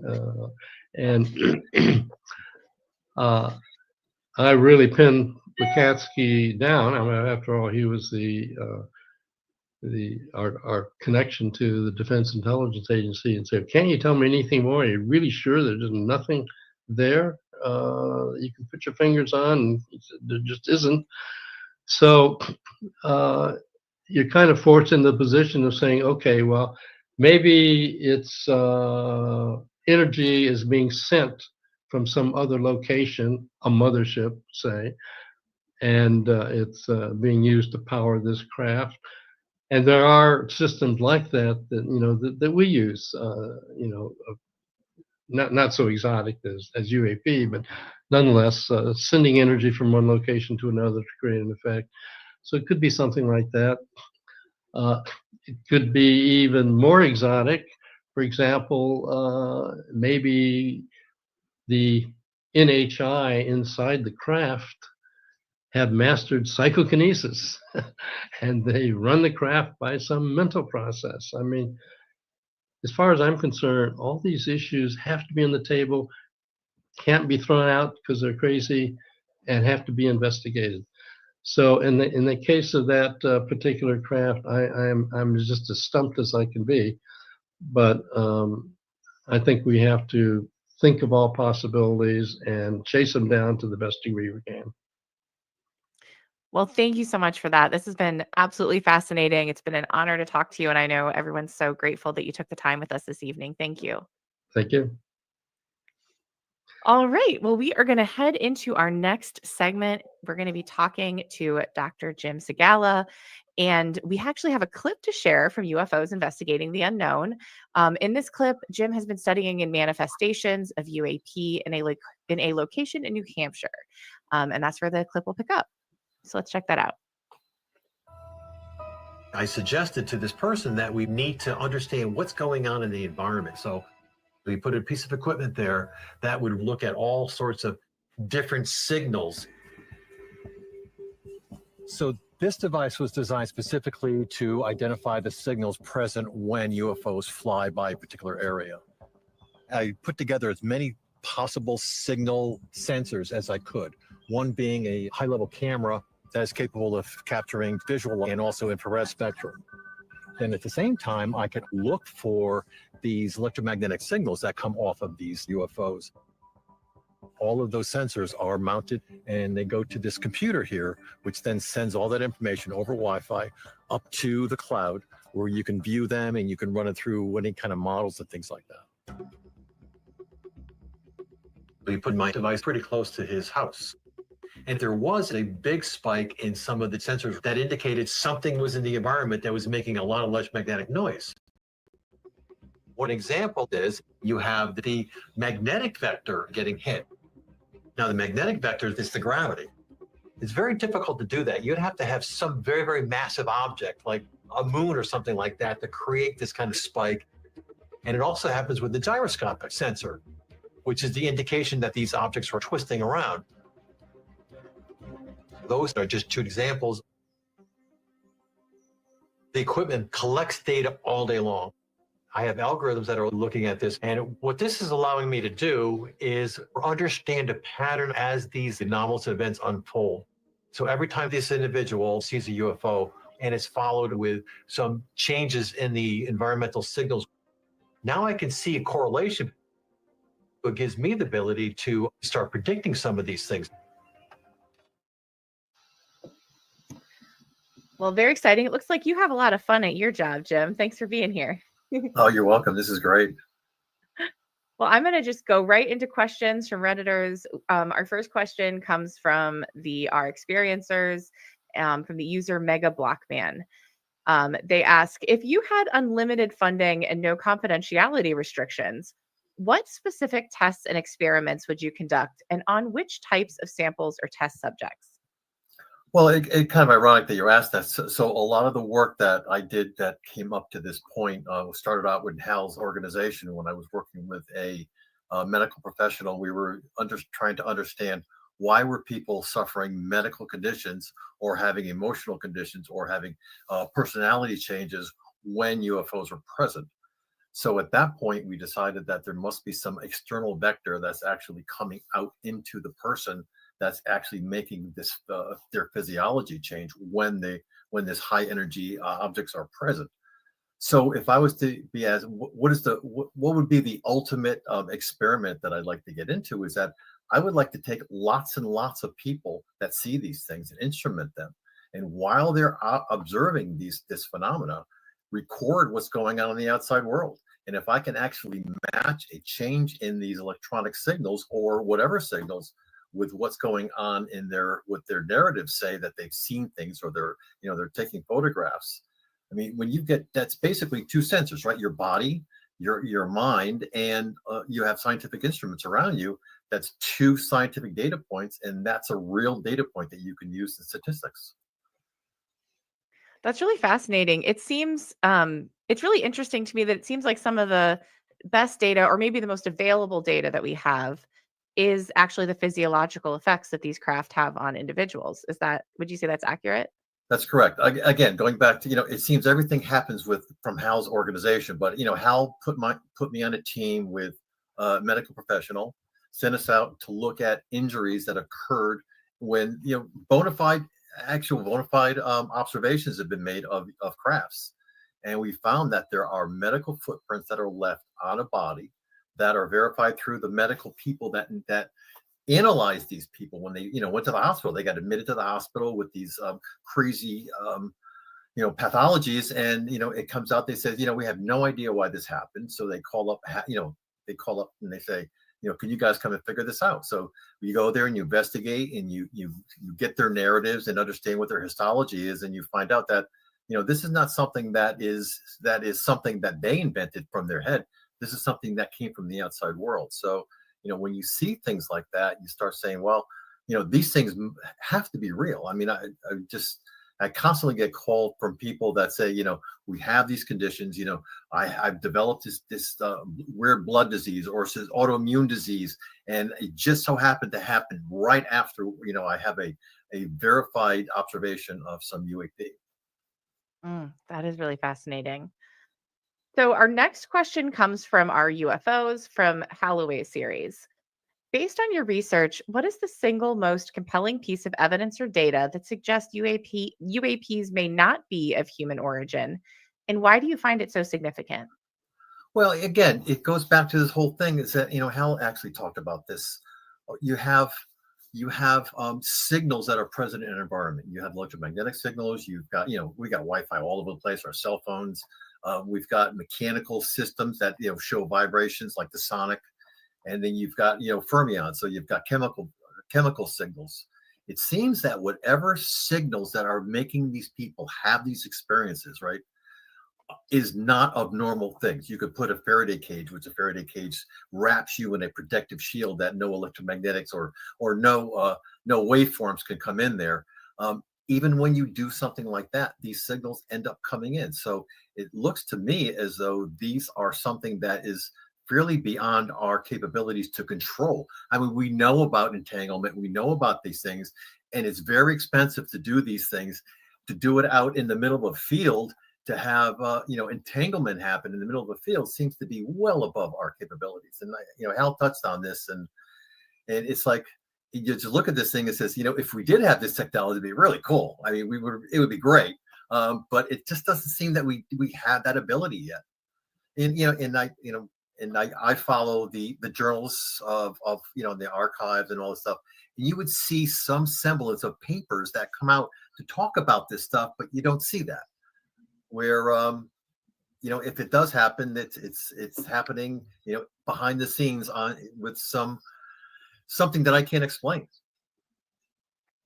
Amazing.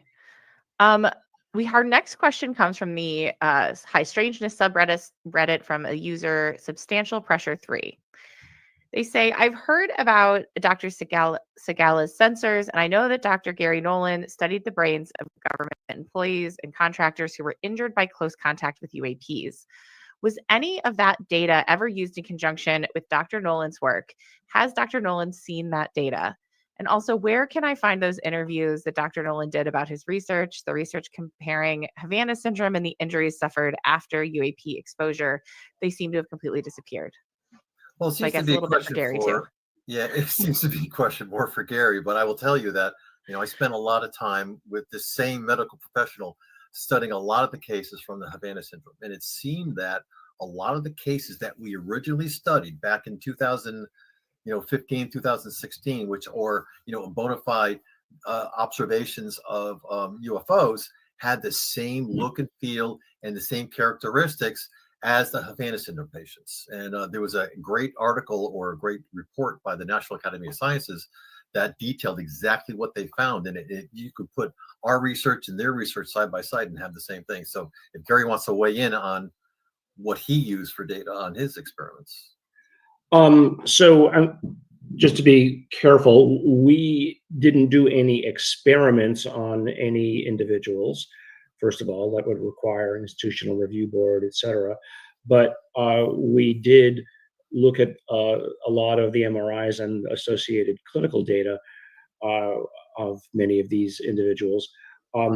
There were at least, of the 100 or so that started, as I've said before, perhaps only about 10 or 15 at the end were somehow related to anomalous events, meaning like UAP or some kind of encounter, as opposed to the majority of them, which could have been easily classified as Havana syndrome.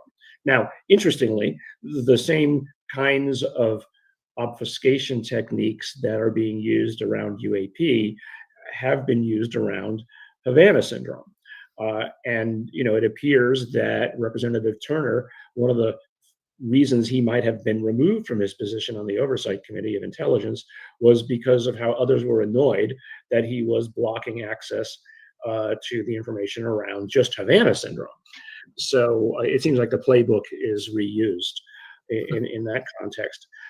As to the question of things that might or might not have been removed, I haven't removed any podcasts that I've been on.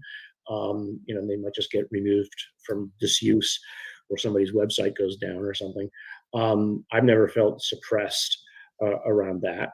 I think what was good about Havana syndrome, to the extent that it's good, the information getting out about it, is that there's now a whole class of people who were being ignored, who are now, there actually is, from the Health and Human Services, there is now actually a book out about anomalous health incidents.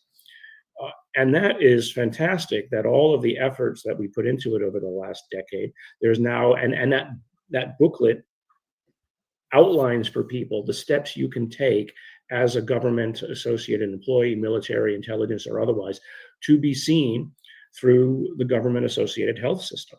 It lays out who you call, et cetera. So whether or not you're talking about Havana syndrome or some of the things that Jim's techniques can look for evidence that something might be happening to you, or you're talking about something else, there is now a well laid out path because of the efforts of many people to open that up. I have one of Jim's early devices at my house, and to my knowledge, nothing has ever clicked on that Jim has called me about and said, "You gotta watch out, duck." Back to you, Jim. Well, thank you for chiming in on that. All right, our next question is from the UFOB subreddit from Juggernaut 3550. Research from the University of Tokyo and Harvard has suggested that information could be transmitted via cosmic rays and gamma rays. Skinwalker Ranch and similar sites have some strange gamma rays readings. Could this be evidence of said information transfer, but we lack the tooling to decode and comprehend what is being sent? Well, gamma rays and electromagnetic energy, the electromagnetic spectrum is enormous. I mean, it spans from, way down the big wavelengths, down from AM all the way up, well beyond gamma. And we don't really have the instrumentation to read the entire spectrum in one shot. We read little snippets of it here and there. So when something strange happens, we can only read what our sensors read. And then we have to infer what that all means, from those little pieces of the thing. So you have to say, what is really happening? First of all, our brain probably has access to a lot more than our sensors do. Our brain has been evolved over the years to probably react to a lot of the ranges that our sensors just don't even get into. So we don't know what that information is that's coming over, but we're working hard to kind of correlate when we see a signal to what the people are actually interpreting. So that's the important thing. I think that our bodies, our brains are extremely good scientific instruments. We're just really horrible at interpreting and explaining what we say. So that's why you have to always marry the two together. So it's very possible that the information that is coming down, that is causing these experiences, is a communication. We just don't understand it, and we don't have the instrumentation or the software or the intelligence to, actually text to speech type of thing. Yeah, that makes sense. Definitely. Our next question comes from the High Strangeness subreddit from Flips and Giggles. I love these names. What are the potential risks, both physical and environmental, associated with the experimental or practical use of scalar energy? Are there any documented cases of harm or guidelines to mitigate these risks? I don't know of any documented cases, but I would say that, if this scalar energy is something that is out there and it's used, and we have actually used it in a lot of, to some extent, if that's available to nature, if our brains had the ability to use this thing, you can bet that nature will evolve this into us and use it for communications or whatever. So I don't know of, is there any harm of using it or experimenting with it? I'd say that us as humans, we probably are very used to it if it actually exists. And there's probably no harm unless we start to change it in a way that makes it different than what our bodies have been used to. Excellent. From the UFOB subreddit, we have a question from bjamin075. As a physicist, do you have a preferred interpretation of quantum mechanics, or are you agnostic about that? No, quantum mechanics for us is nuts and bolts. It's like, this is our understanding. This is how it works. It's been proven. I think quantum electrodynamics is one of the best experimented and proven theories there are ever. So you have to take that as rote and say, okay, everything that we do is above that. But also as scientists, you can't get stuck. You have to go on that, like what Hal showed you in the picture, you have to go on that high road and be open to other things. So quantum mechanics is very important to us because we feel that a lot of what's happening out there is on the quantum mechanical realm. It's not in the normal realm, which we call the things that, like the electromagnetic spectrum and things like that. It's often that realm that things are happening. So you have to use those tools, and if you buy into that, then you start developing the theories. But again, you can't say, well, just because something that you witness or something you observe doesn't fit into your known understanding, you have to be ready and willing to take the high road and go investigate and try to come up with theories on and extend our theories to include other possibilities. That makes sense. Our next question comes from the UFO subreddit from Exotic Card. How can researchers get involved in this work, specifically in medicine? So a lot of the times what happens is that people get hurt when their observations, or they're, during that whole course of being involved in kind of UFO observations. Actually making that available, with HIPAA in mind and everything, making that available to researchers is extremely important. And that's one of the things that I've been working with, working with a medical professional, trying to get some of this data, get the MRIs, get all that information from people, boots on the ground, people that are actually observing this stuff on a day-to-day basis, millions and millions of observations, as opposed to just a few observations. And, basically it's, get involved with in providing your data, obfuscated as possible and protected for privacy reasons, and get it out and get involved in some of the studies that are available. That's great to know. I know there's so many people right now who are just itching to get involved, which is fantastic to see. Well, I think it's important because I think it's important to notice that the Reddit organization is the place where people are coming to say, look, I've got an issue. I'm seeing things. I'm involved. So I think just being involved in the social media and putting your stuff out there is a great first step. I think it's amazing what's happening. That's such a great point. I agree. I think we have time for one more question with Jim. So this one comes from the Alien subreddit from user Mantis Awakening. Given the physiological effects often reported by experiencers, such as electromagnetic anomalies and changes in brain activity, what experimental protocols could most effectively isolate external influences from psychosomatic responses in controlled settings? Well, again, it goes back to the whole thing. You can't just take like a narrative, because a good data point in this for a scientist is composed of more than just one single reading. You have to have multiple readings from multiple instruments. So if you have a reading from a person, in other words, their narrative, what's going on, you also have to make sure that you're monitoring their physiology, you're monitoring their heart rate, or you're monitoring something about that, or you're reading something in the environment. So you have to make sure that you're getting information from multiple devices that are connected simultaneously and within the same time frame. Otherwise, the data it's all anecdotal at that point. So, and we have millions and millions and millions of anecdotal data points out there that really don't give us any statistics. It's just neat stuff.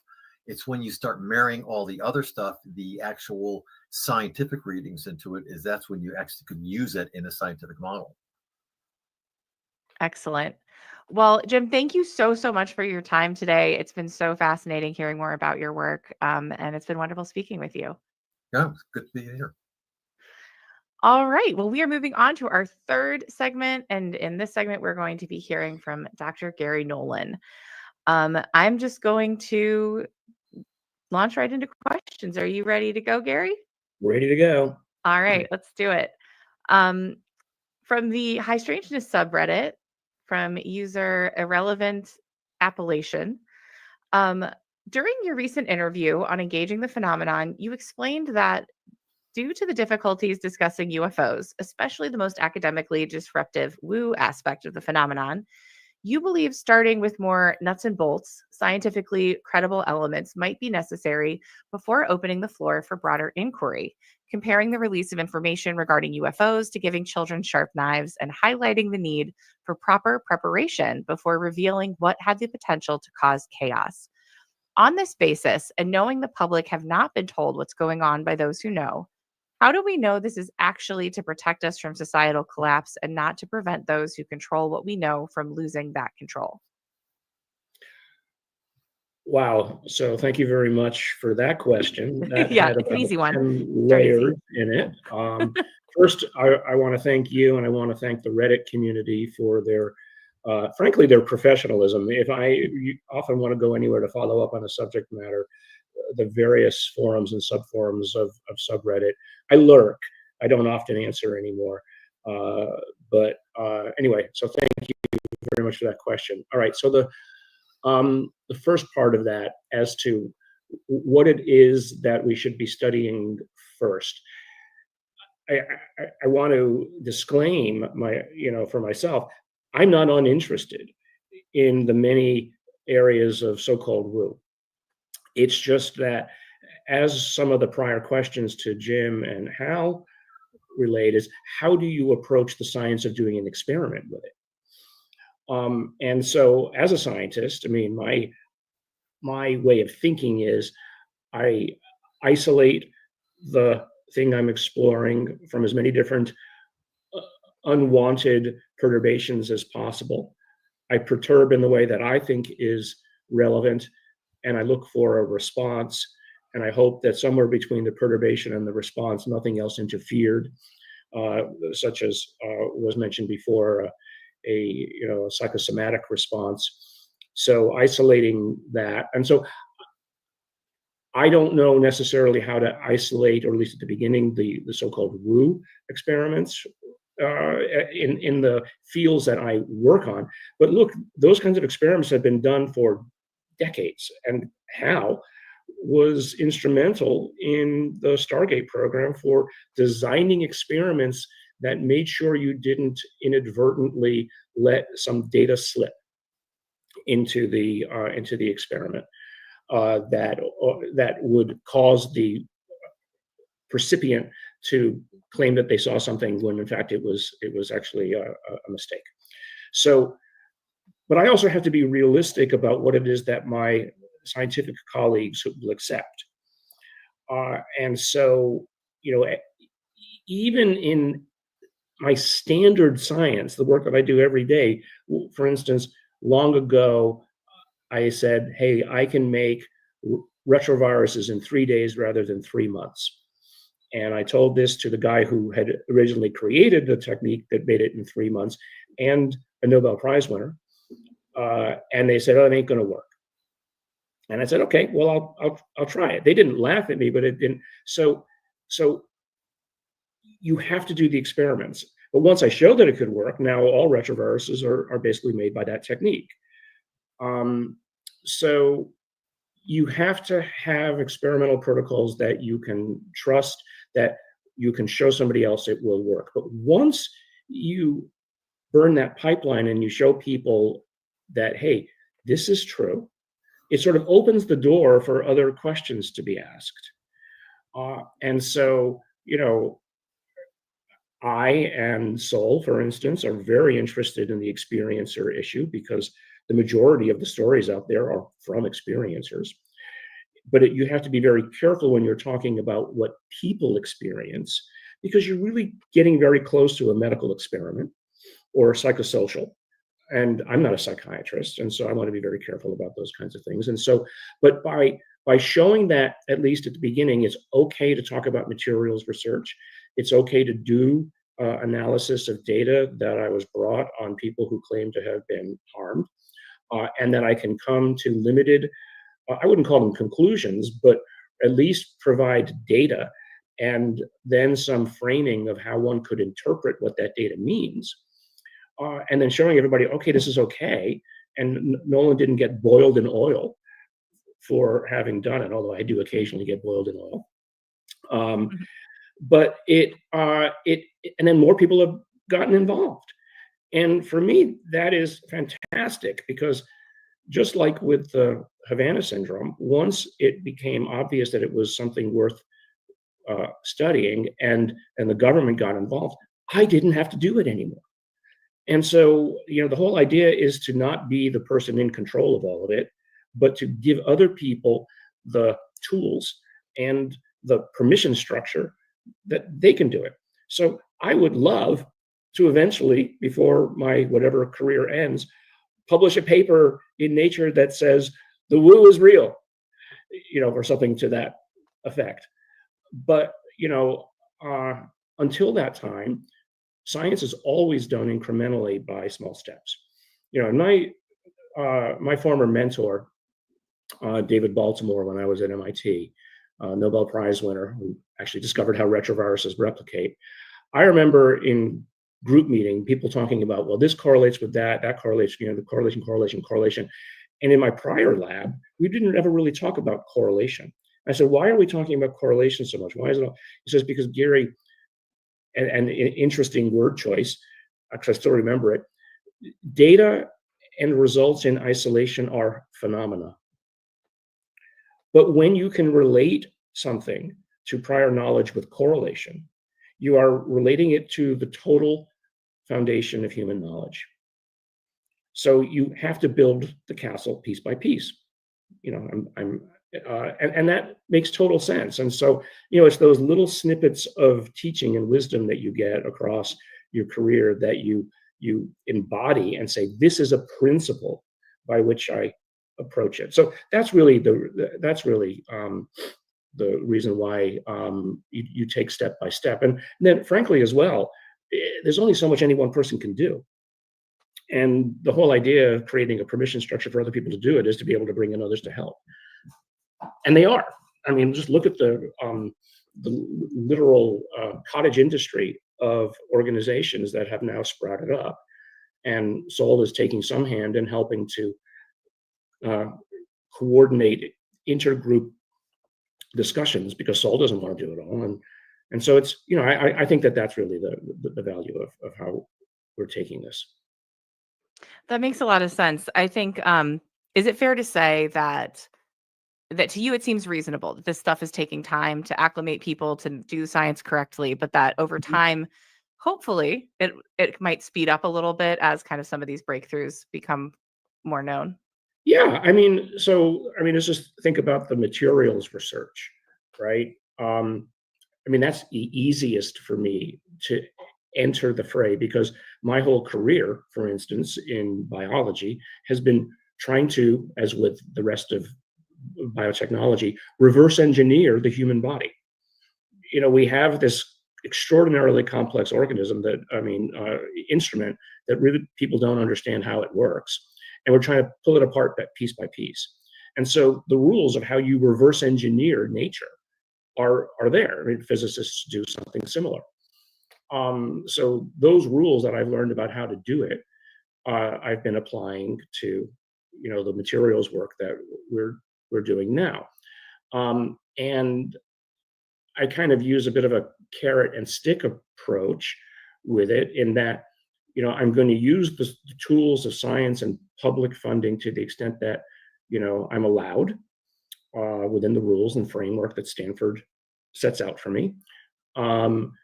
But when I have seen a discovery reach a point, this is now in my regular biology, of like, okay, this is beyond what it is that I should expect the National Institutes of Health to fund, I go out and I work with a venture capitalist. I work with to basically instrumentalize it and to commercialize it, because the kinds of money that are required to make it work are greater. So the same thing is happening here. I mean, I'll go back briefly to the Skywatcher. I mean, if people go back and look at some of my podcasts from last year, you can hear me hinting about this, about the need for what I think is a public program to take on, why, if something were to come down from the sky, why should we, and we know that it had nothing to do with humans and wasn't otherwise dangerous, why should we call up the DoD to come get it? If we're there first, why don't we get it? If we know that there are ways to call these things, CE5 being one of them, and I've never seen a CE5 event per se. Well, I did last summer, but it's why do we need to wait for the government to allow us, as Hal said, why do we need daddy or mommy to tell us it's okay? And so you've seen again this cottage industry take form, where you have what it is that Jim just showed you, where people can they have this instrumentation. You have Avi Loeb. You have other groups that are working to put things at sea. I'm advising a group there to put things at sea, to measure above and below. And Skywatcher being one of them. And you can go back again to News Nation and find Skywatcher actually in the news back then talking about the drones, and Jake actually speaking about it, having nothing to do with UAP, again, foretelling what the capabilities were and the seriousness of the operation. But it's not just about UAP. It's to show that these capabilities can also be used in other things that are a little bit more, let's say, banal, like drones over New Jersey. But understanding what these things are and then bringing a professionalism to them has really been what it's about. I mean, I told Twitter, I don't know, it was 5 or 6 years ago, I said, you guys better get your act together. We haven't. Yeah, I think they have, I think, but professionalize, at least, well, I blocked half of Twitter, it seems, at this point. So at least in my threads, the responses end up being, professional. And so anyway, that's my thoughts on it. Amazing. Thank you. Our next question comes from the UFOs subreddit from EFH1. Are you familiar with the hair sample analyzed in 1999 and published in 2005 by Bill Chalker that may be evidence of human gene manipulation using mitochondrial DNA transfer? Would you be willing to look at this sample if it was possible to do so? Are they talking about the one with the hair that was found? I think so. Yeah, they said a hair sample. I'm actually not familiar with this one. So I think it's the one where a hair sample was found after some sort of an encounter, a nighttime encounter. I want to be very careful. But I've heard about it, and that there were claims about that the genetics of it suggested both an Asian and some other ethnic group. And I can't remember what the exact nature of it was. Somebody told me that, hey, we have the sample, we can give it to you if you want. And that was, I don't know, that was many years ago. And I'm going to say the same thing that I've said about other things is, I'm not exactly the right person to do it. There are geneticists who do it, and you need a lot of money to do this. You can't just give it to somebody and say, oh, you're going to go, here's the sample, go and analyze it. Okay, well, doing a sequencing would, cost you $10,000. Writing up the paper would cost you blah, blah. Someone's got to do it, and who's going to do it? Same thing for the Peruvian mummies. I laid out how much I thought it would cost and the amount of effort to do it properly. So yeah, I could lay out what could be done, but there's, amidst the Reddit community, there's probably 100 individuals there who could probably do it just as well. I found it insulting, not to me, but to the people, the scientists in South America, to say, oh, well, you got to get American scientists in here to do this. That's just garbage. There's plenty of great scientists all over the world. I mean, again, that's just letting daddy be in control. Absolutely. And, that's another call out to the people in the community. There's so many different ways to get involved.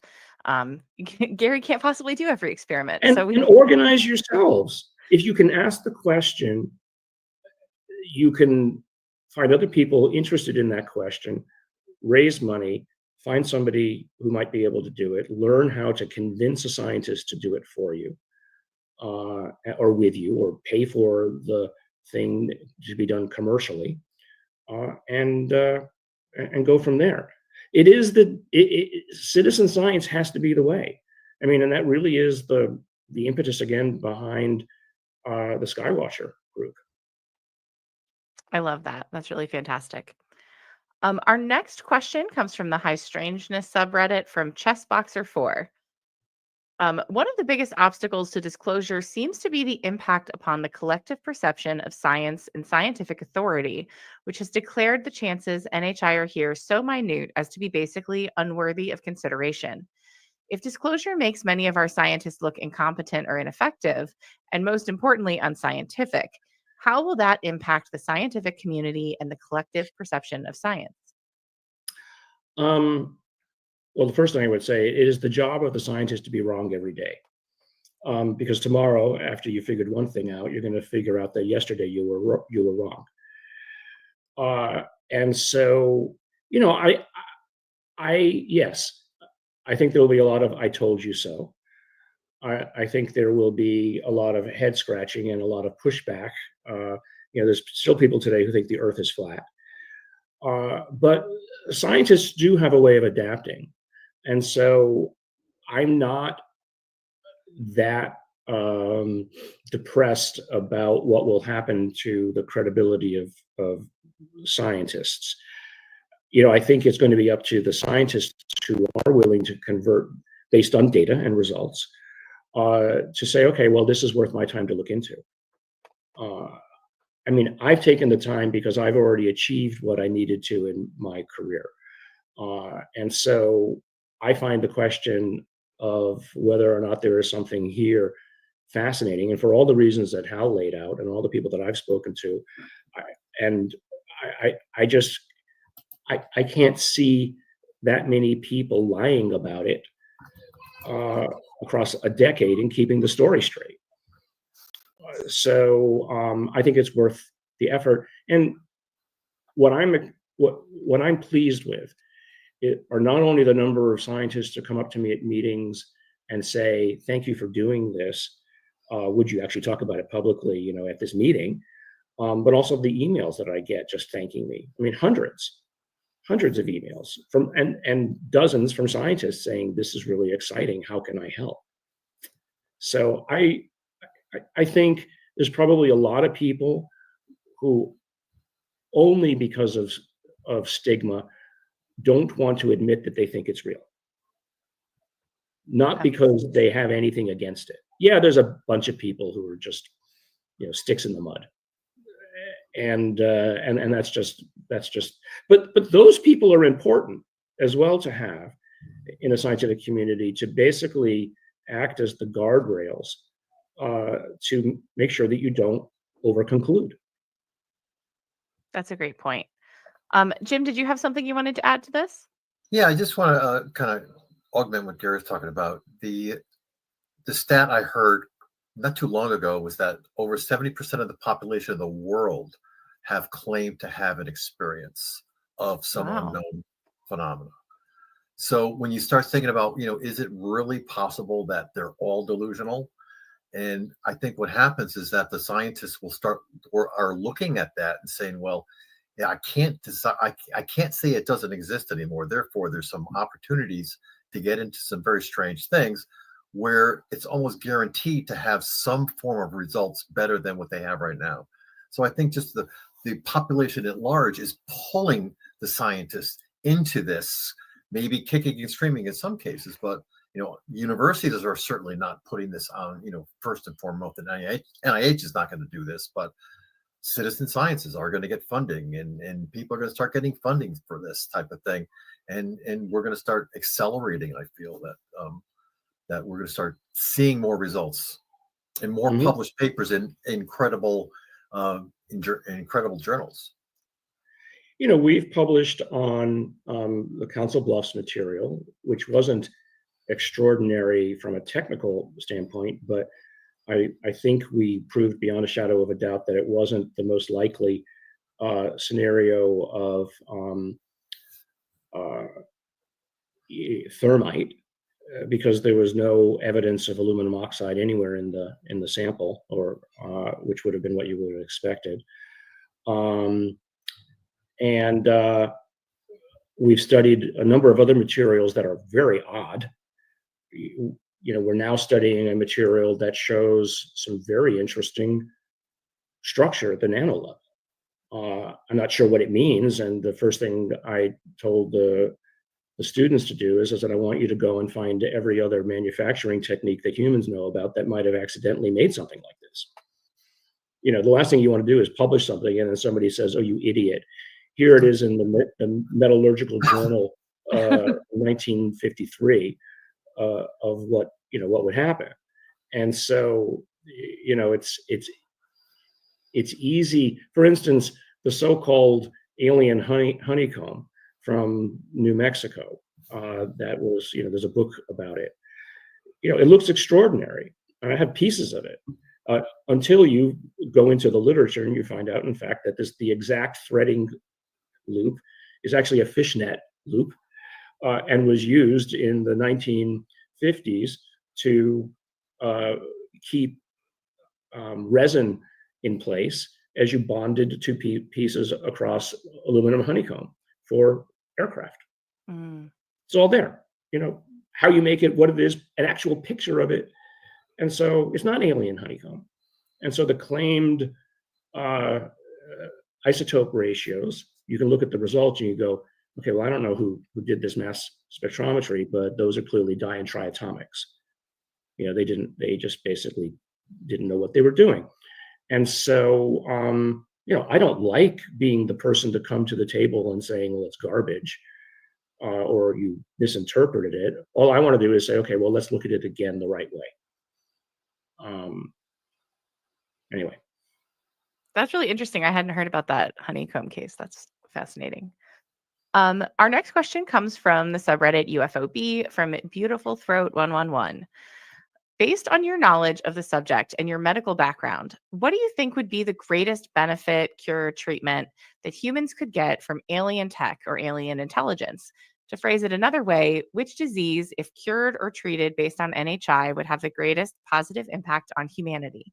I mean, cancer, right? Cancer and autoimmunity are the two biggies. Mental disorders. I think it's interesting because what the question made me think of when I saw it in the list was the same thing. It was a similar kind of answer of when people say, well, if there are aliens that walk amongst us, could we see them genetically? Are there examples of hybrids? And could we detect them? And my first response back to that is, well, however it is that you might desire to engineer a human requires a depth of knowledge about how the biology of humans operate, and the reverse engineering that we don't know what it is, that we just don't appreciate yet, and a knowledge of DNA that we simply just don't appreciate yet. So if to the 10th power, hybrids are a real thing, you're not going to hybridize with something from Alpha Centauri. You're more likely to hybridize with a carrot than you are with another species from another place.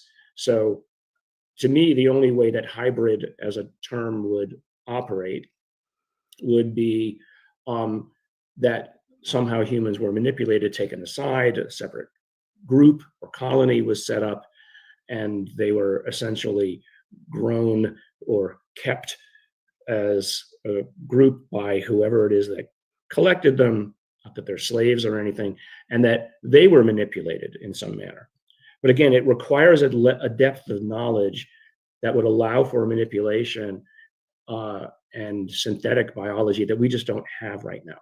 So assuming that something like that could happen, then that would mean that it wouldn't be that they would walk out and down the gangplank and say, here's the cure to cancer. That would be a mistake, frankly.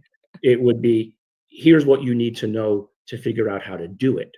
You know, you never want to give people things because that makes them lazy. What you want to do is teach them the way that they can learn it themselves. And so what I would hope, if there were any kind of interaction, that it would be, here's the direction you should go, and here are some new kinds of tools that you require.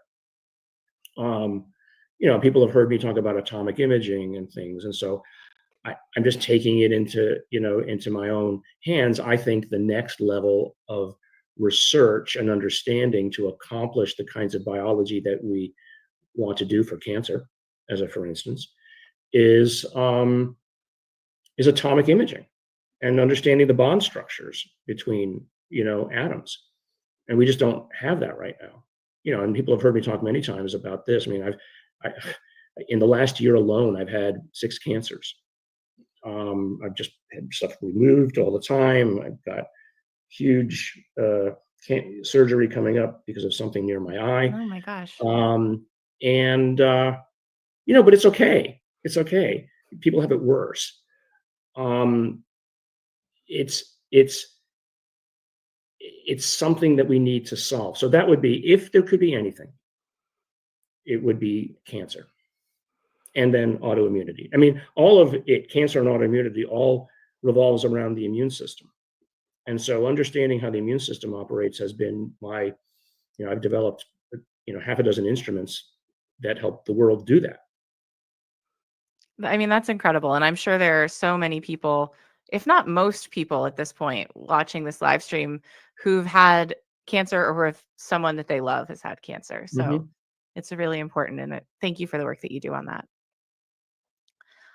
We'll move to our next question from our aliens. This is from Vecnu. Sorry if I'm mispronouncing that. 2477. Considering you have worked with CIA and aeronautics corporations before, doesn't your recent material analysis conflict with this relationship with government agencies? I'm worried you're going to be bullied by triple-digit agencies into stopping your research, which I think is fascinating, by the way. Thank you for doing this. I haven't been bullied. You know, apart from that one phone call I got that said, stop talking about conversations that went on in a place that you're not supposed to know about. Luckily, they didn't ask me who I got that information from. And I forgot, so don't bother coming asking me. It's no. In fact, you know, one of the whole reasons why I've been pushing this atomic imaging is because once I finish making this device, I hope that it will cause people to come to bring things to me.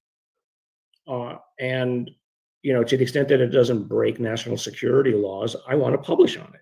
And when I say bring things to me, I mean exotic materials. You know, I happen to have something that I think is exotic. And, you know, and so, but I also told the students who are working on it, this belongs to you. You will publish this. I mean, put it in writing. We will publish this, and it will not be taken away. So, you know, because that I think is the only way that we move forward. You know, this whole keep it all quiet and keep it for yourself so you can make, there's nothing wrong with making money on it. File patents, do whatever you can, but get whatever level of information out.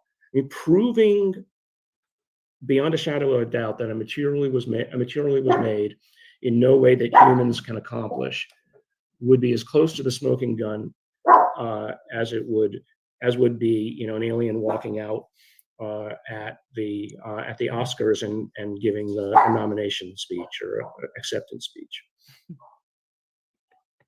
I love that. Awesome. So our next question is from the R High Strangeness, and it is Girl of 100 Lists is the user. Same girl. Experiencers often describe entering altered states of consciousness during UAP encounters. Do you think these states are key to understanding the phenomena, and could tools like meditation or psychedelics provide controlled environments for further study? So I think there are two elements to that question. One is the state imposed by the phenomenon, and is the person perceiving exactly what happened, or is it something being transmitted into their mind? So that it doesn't matter whether it actually happened or not, but if somebody has the capability to transmit such, an experience into your mind, it's as good as it having happened in the first place. It still is, to me, evidence, if you will, of something extraordinary. So that's the first thing. The second is then the flip side of the question, which is there something about the recipient, either their state of mind, meditation, or some enabled state of mind, use of psychedelics, that allows the brain to accept information in a manner that is that it wouldn't normally have access to. Whether it's something like remote viewing or clairvoyance, or the 50th generation of Neuralink from Musk's great grand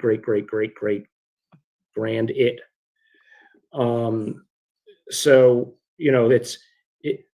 I don't have a problem imagining, for instance, appropriate manipulation of electromagnetics that could make people perceive and hear words, or perceive and hear questions if you were sufficiently advanced.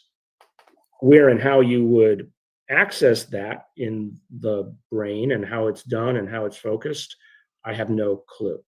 But I don't have a problem thinking that it would happen in the future. But I also know that our brains and the proteins and the atoms of which they're composed sit in the matrix of space-time. And we're all just interacting with each other via quantum fields. I have no problem, just as Hal alluded to at the beginning, that there might be field structures or patterns or things that we are not fully aware of yet that are also a part of space-time that can be used to transmit information from one place to another without electromagnetics. What fascinates me, though, is that when people have these experiences or get these ideas, they come in almost all at once, like the remote viewing. When I've done a couple of remote viewing with actually Ed May, the images that I got were kind of all at once images. And so it wasn't like it came in by Morse code and I decoded the Morse code, ... blip, blip. It just came in all at once like a glyph. So that means that the information came in across the entire structure of whatever it is my consciousness represents and imposed itself within milliseconds. And so I just, to me, that just fascinates me. How does that happen? I asked this at the Soul meeting last November. Can you imagine the level of civilization required to accomplish something like that? Or the level of understanding of the physics of the universe, of what it allows to accomplish that? Because if you just ascribe it to magic, well, no one's ever going to figure that out. But if you can basically say, this is what's required to accomplish it, then you can start to think about what kind of instrumentation or physics is required to do that. And then you can back engineer through sort of a form of reverse engineering of how do I get to that? It's kind of like those video games where you have to build this, and this before you can build that. And then you need this, that, and that before you can build the next thing. And so chemists, for instance, reverse engineer the making of a target molecule by figuring out what the sub pieces are that they need to make. And then they say, okay, well, these don't exist. I can't just buy these off the shelf. I have to build these. So now I have to break down how to do that. And you have this synthesis path of how you build up the components. So it's just like I build a satellite, I have to build all the components. So if I want to put a satellite in space, how do I do it? If I want to transmit information from one brain to another, what level of instrumentation do I need? What are the receivers? And, I find psychedelics fascinating as maybe something which enables it's known to turn off the default mode network. And so maybe that's what's required. Maybe that's why people have experiences mostly when they're sleeping, because the default node network is turned off. They're more receptive to it. So yeah, there probably are. I mean, people claim that there are procedures for this, and they claim to interact with things on a regular basis. I think that's another place where citizen science is being put to work. In fact, I know of venture capitalists who are putting money into it. The same kind of venture capitalists that have put money into Skywatcher, because it's risk. They have enough money. They see that the value of the result is not just monetary, but societal. And so they're willing to put that money in almost as if, well, if I lose the money, whatever, that's fine. Let's do it. Do you think we're going to see something like a gold rush, or like similar to something like with the .com boom or something like that, with technologies coming from this field? I hope so. Yes, if the stuff ever gets out, if the alleged materials ever get out. But I think even in the absence of materials ever getting out, or let's say that this is one giant illusion, even if you're only imagining seeing something going at 5,000 miles an hour and taking a left turn, seeing that and saying, I want to do that, is halfway towards figuring out how to do it yourself. And so, all the work that Hal and others have done over the years is exactly that. Man saw birds could fly, so the myth of Icarus was born, and eventually the Wright brothers got it done, but Michelangelo or Da Vinci drew what he thought would be necessary to make a helicopter, or something that looked like a helicopter. So people have been thinking about this because they desire the capability, and then they figured out how it is that we can use nature to accomplish that goal. Fascinating. Our next question comes from the Experiencers subreddit from Ornery Size 8530. If technology is an extension of our senses and natural abilities, like Marshall McLuhan thought, I hope I pronounced that correctly, then it follows that UFO technologies are amplifying an innate ability a human being already possesses to some degree. To what degree, that seems to be an open question right now. Do any of you have insights on that? And it would be great to hear. I think this one probably isn't just for Garry. I think Jim or Hal, or if anybody else wants to weigh in. One of the other guys step in there. I got to figure out whose name. Yeah, I think if I could weigh in on this a little bit. So part of the research that I've worked on is getting information or getting narratives from a whole host of people, hundreds of people. And it always seems to be pocketed as far as, who really reports the really cool stuff, the stuff that's really deep down. And it seems that there's a certain sector of people that, like Native Americans are extremely good at this. I mean, they are very intuitive people that have done it.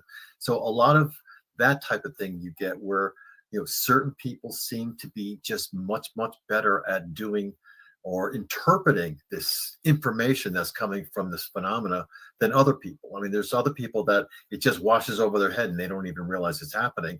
But there's other people that are just really good at understanding what it is and interpreting it and coming up with a narrative that explains it very accurately.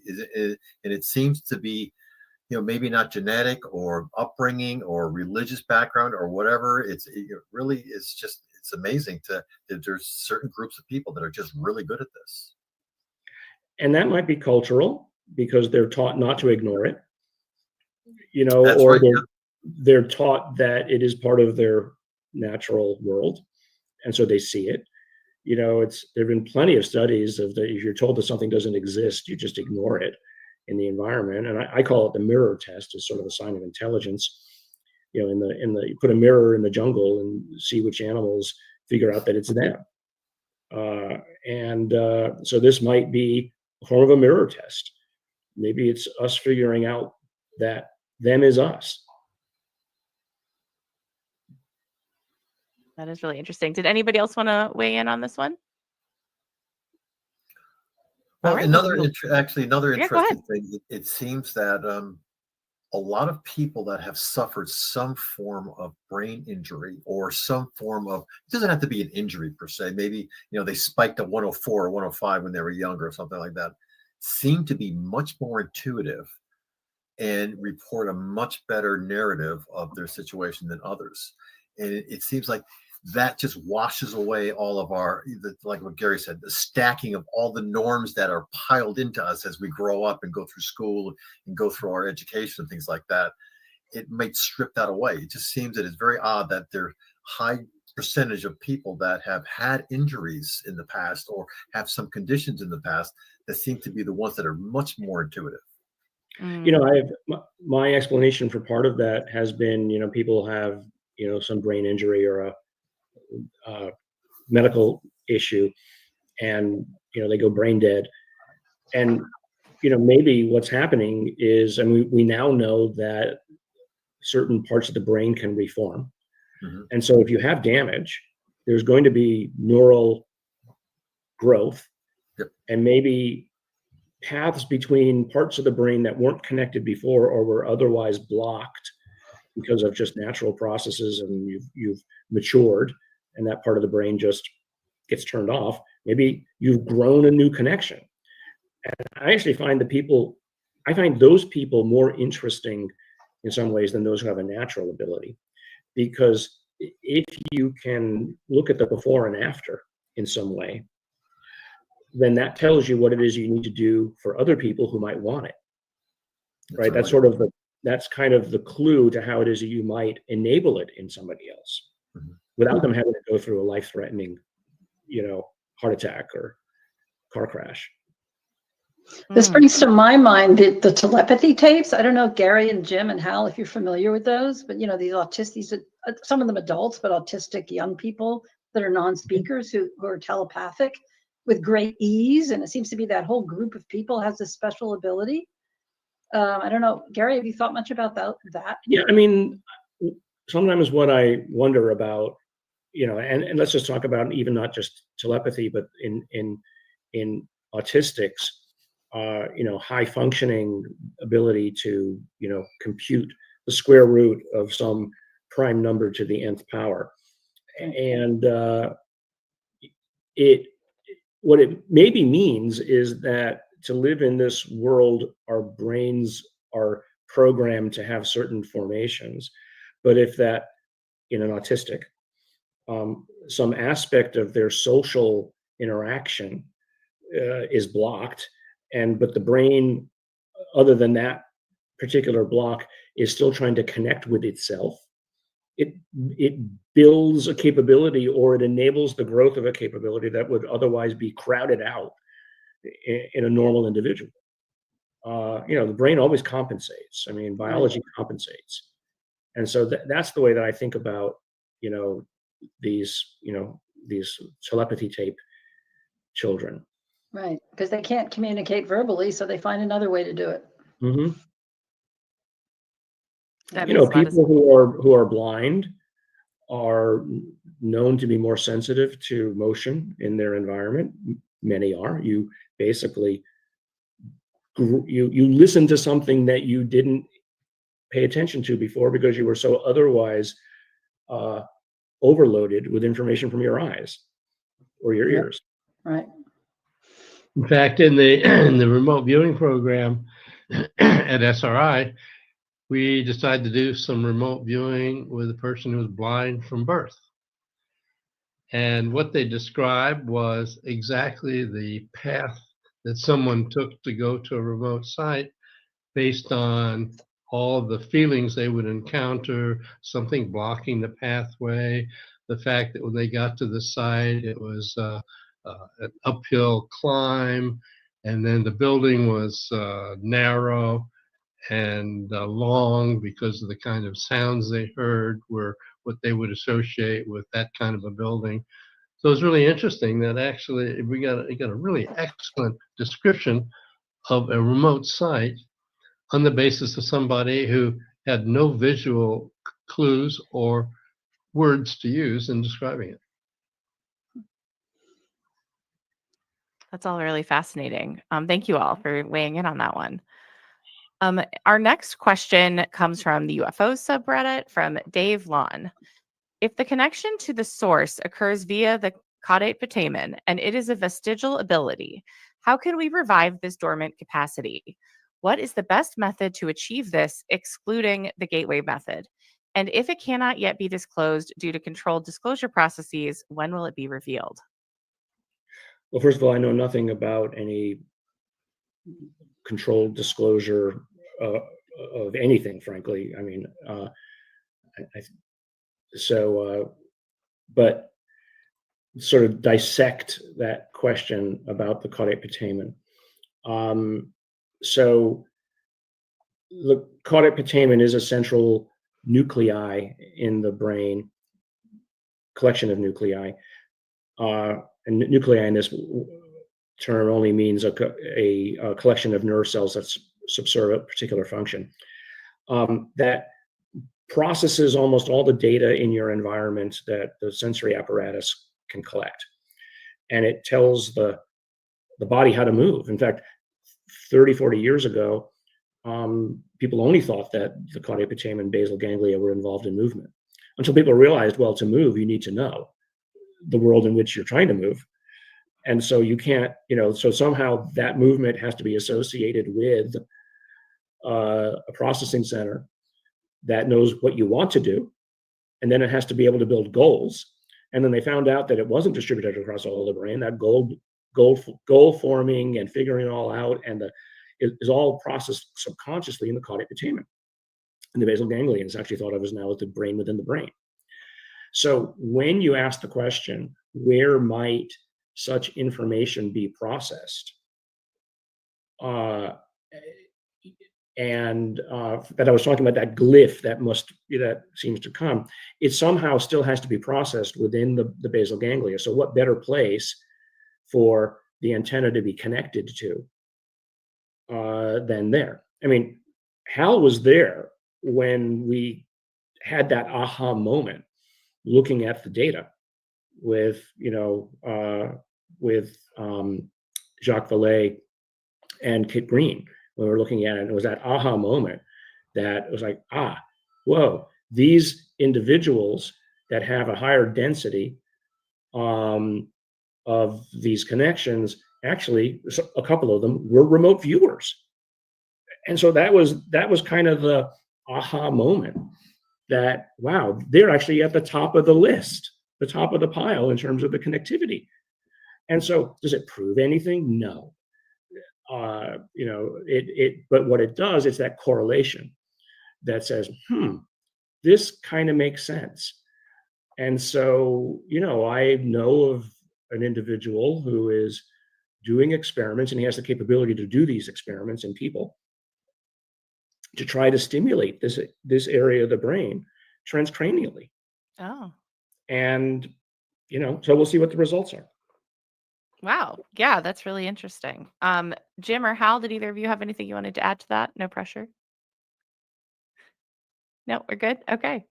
We will move on to our next question from our experiencers. This one comes from Oak.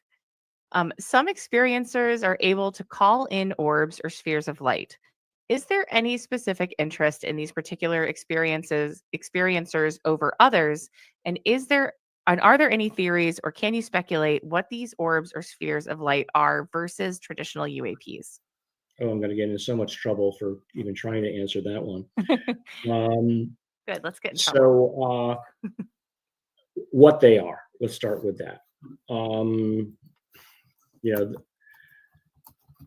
Again, yes, I know of people who claim this ability. I haven't seen it myself. But that doesn't mean that I won't speculate. If anything, they certainly, whatever they are, seem self-motivated, right? And they seem intelligently controlled. Seem. If. And so, okay, that's fine. Let's say they are. Okay, well, what kind of object could do that if it passed through something wouldn't leave a trace? Or, could it pass through a window? Well, these things have been seen to pass through objects. Can they pass through metal? If they're somehow electrically composed objects, I would think that they wouldn't be able to pass through metal. But then we know of videos within protected environments where these things have been seen to show up. So somehow they did pass through it. So what is it? I don't know. I have no problem, though, imagining that consciousness can embody itself in a form of space-time or plasma, if that's what you want to call it, as a self-organizing principle and object. I have no problem with that. But I also have no problem imagining that it's kind of like, again, what Hal was talking about, where it's an advanced scout object that is controlled from a distance, maneuvered from a distance, and transmits information back to the controller from a distance. And just because somebody calls for it and it shows up doesn't mean it's magic. It could mean that the person driving it or running it is specifically looking for that kind of a signal because they know that person will see it when they call it and will interact with it. So imagine you're a species from the Andromeda galaxy and you're sending these probes through quantum wormholes or something to look at the humans on planet Earth. And maybe you've done enough observation without doing anything, without interacting, but now you want to see, okay, well, let's poke the monkeys and see what happens and who can see us, and what would they do when we do this, and what information can we pick up when we get near them. So it's kind of like you think of it as a anthropologic study. I don't know, I'm just making it up, but it's like Hal said before, until you can take the hypothesis off the table, all hypotheses are allowed. You can rank order them and say, these are the ones that I think are more important versus the ones below. And here's the threshold above which I can test. And here are the ones that are frankly ridiculous, like micro elves run the universe, unless you've done DMT. And people do think that there's micro elves running the universe. I've never done DMT. So well, that's why you don't know about the elves. I know, believe me, I'm like, so anyway, I just find it fascinating. I mean, there's too many pictures of them, too many videos of them that you can't ignore it. Doesn't mean they're real, but I just can't ignore it. Garry, what have we learned about the ones that pass through the human body? So can you learn, because of the symptoms that are incurred in the person who's had them pass through them, can you learn more about the nature of the object itself, or well, one of the people that I think it's a well-discussed case of an individual who had something like that happen to them. They did have scarring within their body, as seen medically, and this is a kind of, again, the reason why I like medical and materials is because I can go back to that person and take another X-ray of them or another CRT scan and see the scar and see there's a linear path through the person that showed that something happened. So what that tells you is that the object interacted with human physiology in sort of an electromagnetic manner that caused the scar. So that tells you it's not some effluvial, thing of matter or of objects that has no interaction with our universe. It interacts with things, so it's not like completely exotic. At least that particular case. Interesting. Jim, did you have something you wanted to add? Different versions of them. Sorry, go ahead. No, I was go right ahead. I was just seeing if Jim had something to add. Yeah, I think it's important to note that, I mean, it's, the question actually brings up a lot of interesting connotations here. So an experiencer summoning something is right now it's a fallacy that all we are is receivers, and we are just sitting here being inbound antennas. But you don't forget, antennas go both ways.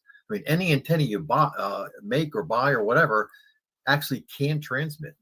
So that we can transmit out information to the phenomena is actually quite revealing, because now if you can do that and communicate with it, you might be able to have a dialogue of some sort. So if they can summon this phenomena to happen, and actually, to be honest with you, if they can summon it, that means that you can have a much more controlled experimental laboratory where you can bring these things in. But just the ability to go out to something and communicate with something is significant. Yeah. Do you know of any cases, Jim, where verifiably, that you've seen people, or that you're aware of people having that ability to call them in or interact in that way? Yeah, so I have, maybe 100. So again, I have thousands of these narratives, and it always starts off sometimes where they say, I sat down, I meditated, and I brought in all this information. So it seems that when people put themselves in a situation, they have the ability to do something that causes the experience to happen. And then, if there's a medical condition that happens afterwards or whatever, it seems that there are certain people that have the ability to create, there's a sink as opposed to, or a source as opposed to a sink. And this kind of relates to the question from before about, will scientists be embarrassed by new discovery? Just in the last year or so, neurophysiologists have shown and proven that, the alpha, beta, gamma, theta waves that we all know about are not just there because there's some side product of how the brain functions. They're actually there to organize how the brain functions. And information is passed from one area of the brain to another via the resonances. And so scientists are excited about it because it explains a lot. Like, part of it seems to be a clock that keeps the system running like a CPU clock. The other seems to be passing information back and forth, and it organizes how the brain is functioning. And we know of some individuals who claim to have abilities. Tyler Henry being one of them, for instance, who was hooked up to one of these an EEG and when he went into the state, I think it was his theta waves went off the charts. Yeah. And so and he was receiving information. And so, for all I know, and Tyler, I apologize if don't take this the wrong way, he could induce a state that was comparable to a DMT experience. I don't know. So, or a state that we would want to be able to medically or instrumentally induce in somebody so that they could have such interactions. I mean, certainly meditation is, I wish I had the willpower to sit down and meditate long enough. Yeah, it gets tough. I'm too easily distracted. Absolutely. Yeah, well, it does appear to be a correlation. I know someone was interested up in Canada, a fellow by the name of Dr. Persinger, as to whether there was some functioning in the brain that could be measured when people were doing remote viewing. And so he had Ingo Swann come up to his laboratory and put on this helmet where they're measuring basically low frequency electromagnetic signaling. And so he did remote viewing, and they were measuring these signals, and they found that during the periods in which he was getting good results, the signals looked a certain way, and when he was not getting good results, it looked a different way. So he felt that he had come up with kind of a pattern of what works for remote viewing. But what he did was, to follow up on that as a test of the hypothesis, was to bring in other people, like student volunteers, and then he put the helmet on, and then he would induce that kind of brainwave activity. And it turned out they apparently did good remote viewing and experiments when that activity was being generated. So there does seem to be actual correlations between what we do, even as we move off into a paranormal area, and what our brains are doing. Hmm. That's also fascinating. Anybody have anything else to add before we move on? All right. Thank you guys so much for all of your insight. This will be our final question before we move on, but this also could potentially be answered by, I mean, obviously by Garry, but by anyone also if you have something to add. So this question comes from the UFOs subreddit from Wild Moonshine 45. Says, first, I appreciate your work that you've done with the UAP topic. Has any progress been made on the shadow biosphere research you mentioned last year? Are there any papers out on this topic you have completed and that are available? No papers. I did, out of my own pocket, pay for a drone for this person to do more work on it. I've not been in contact with him any longer. His videos are all over Twitter. I forget his Twitter handle offhand. And that was what stimulated me. So there's nothing secret about that.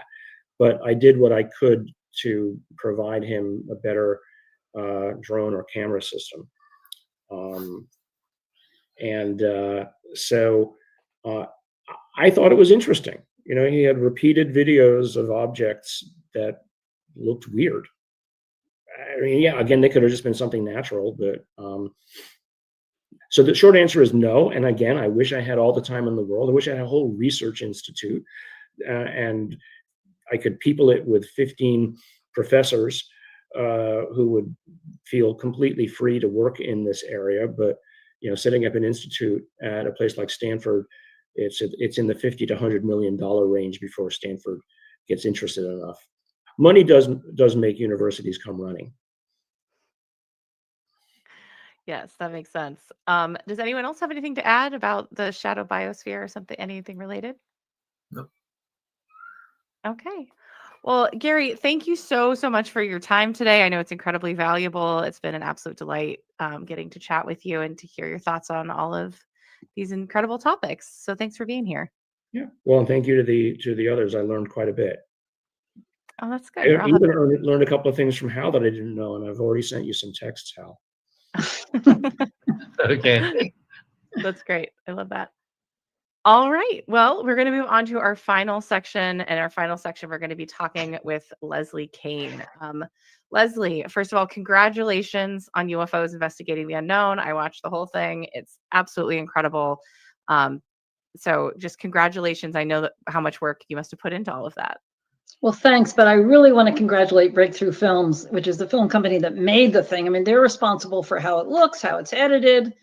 You know, they're really the ones to get the credit. I had a specific job to do, which was to bring in the right people and deal with the content of it. But I just want to take my hat off to them and how grateful I am that they stick with this topic and have been doing stuff with me for years and years. So I just want to make sure they get the credit that they deserve. But thank you. I think it's a really great series, especially for people who don't know a lot about this, or people who have friends or family who maybe want to learn more or are skeptical and need to be exposed to sort of the basic information and the cases and everything. I think it's really valuable for that. So anyway, Absolutely. And there's some new stuff in it too, but I you know, sometimes the UFO community gets annoyed when I come out with something and they say, there's nothing new here.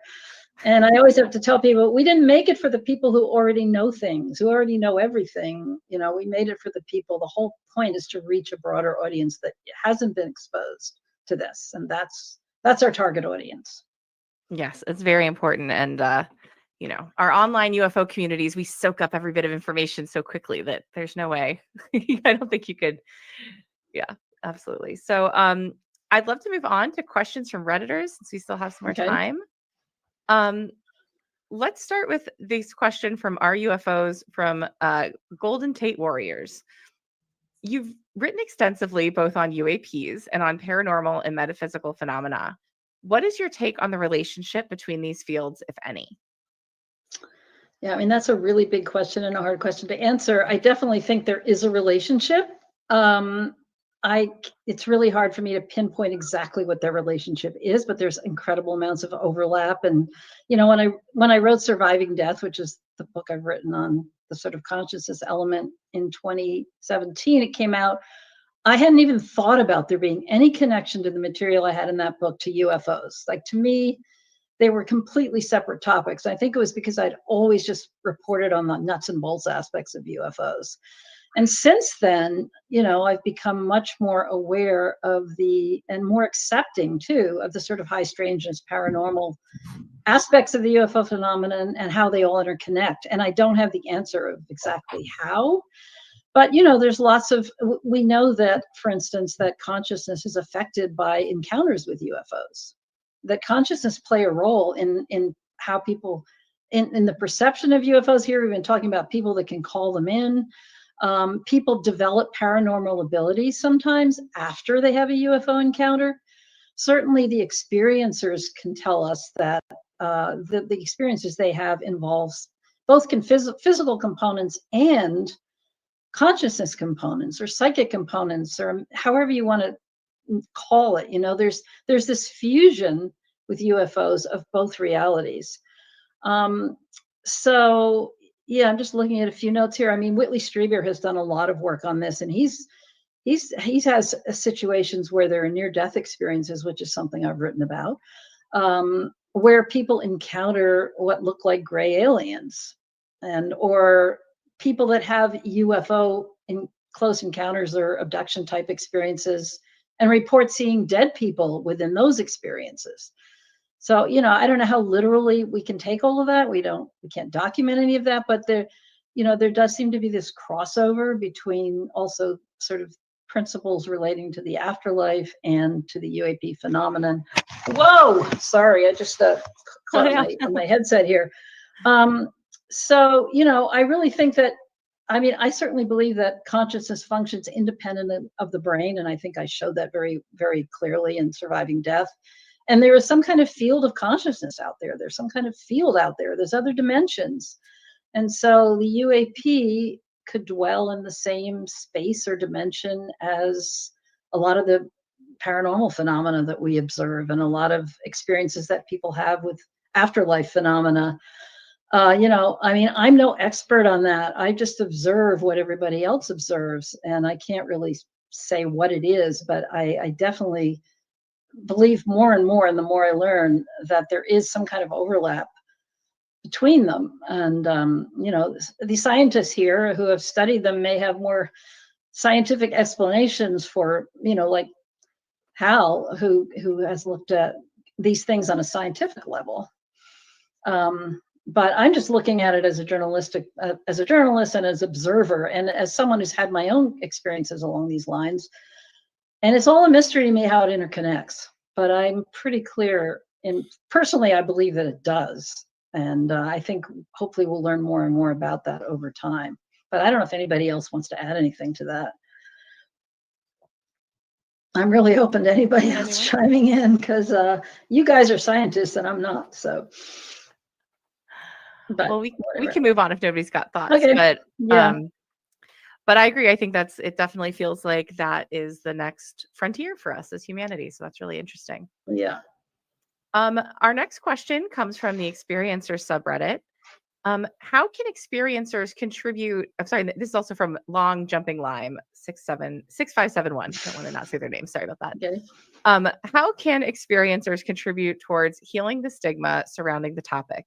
Many of us have been treated unfairly due to our experiences, yet are amenable to open discussion with sympathetic parties. Yeah, I'm really glad that this question is being asked, because I think it's really important. And one thing I'm really concerned about now as I progress with my work is to find a way to give more of a voice to experiencers. And I made this comment at Soul, and we also covered this in the series, that experiencers need to be taken seriously and listened to. And I think gradually, just through that process, the stigma is going to lessen. And I think it is lessening.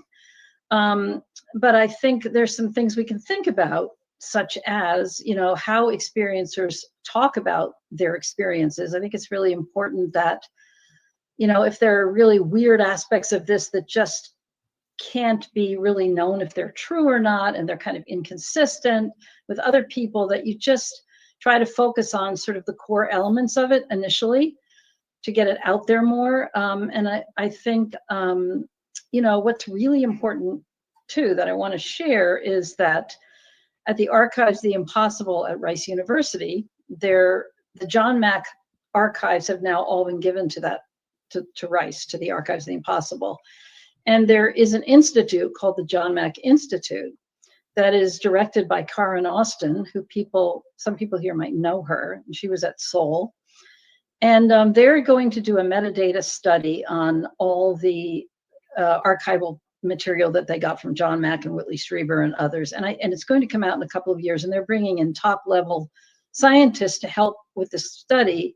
And I think that is going to make a real difference in terms of getting credibility for experiencers. I think we need more funding. We need more academics and others to get involved with this. And sometimes, as Garry said, it's often about funding. You know, there's so many great studies that could be done, but who's going to provide the money to study weird experiences that people have? So I wanted to encourage your Reddit participants, because one of the questions is how can they get more involved in discussions? Well, the John Mack Institute, and with Karen at the helm, has a lot of experiencer discussion groups, and they also have support groups. They work with therapists who help experiencers process what they're going through. And we had one of those therapists in the series in episodes 4 and 5, which might be of interest to the experiencer group people here. His name is Simon Bressler. He's an incredible human being, and he has a full practice, but he also gives a lot of his time to experiencers. So I talked to Karen before coming on here, and I just wanted to give out, invite people to contact the John Mack Institute who want to become more part of a discussion and a process with all this, and to find a community, and that all the groups together can kind of formulate ways that would be productive to become more public with this. And Garry mentioned that a lot of the groups have been getting together and interacting, which I think is really important.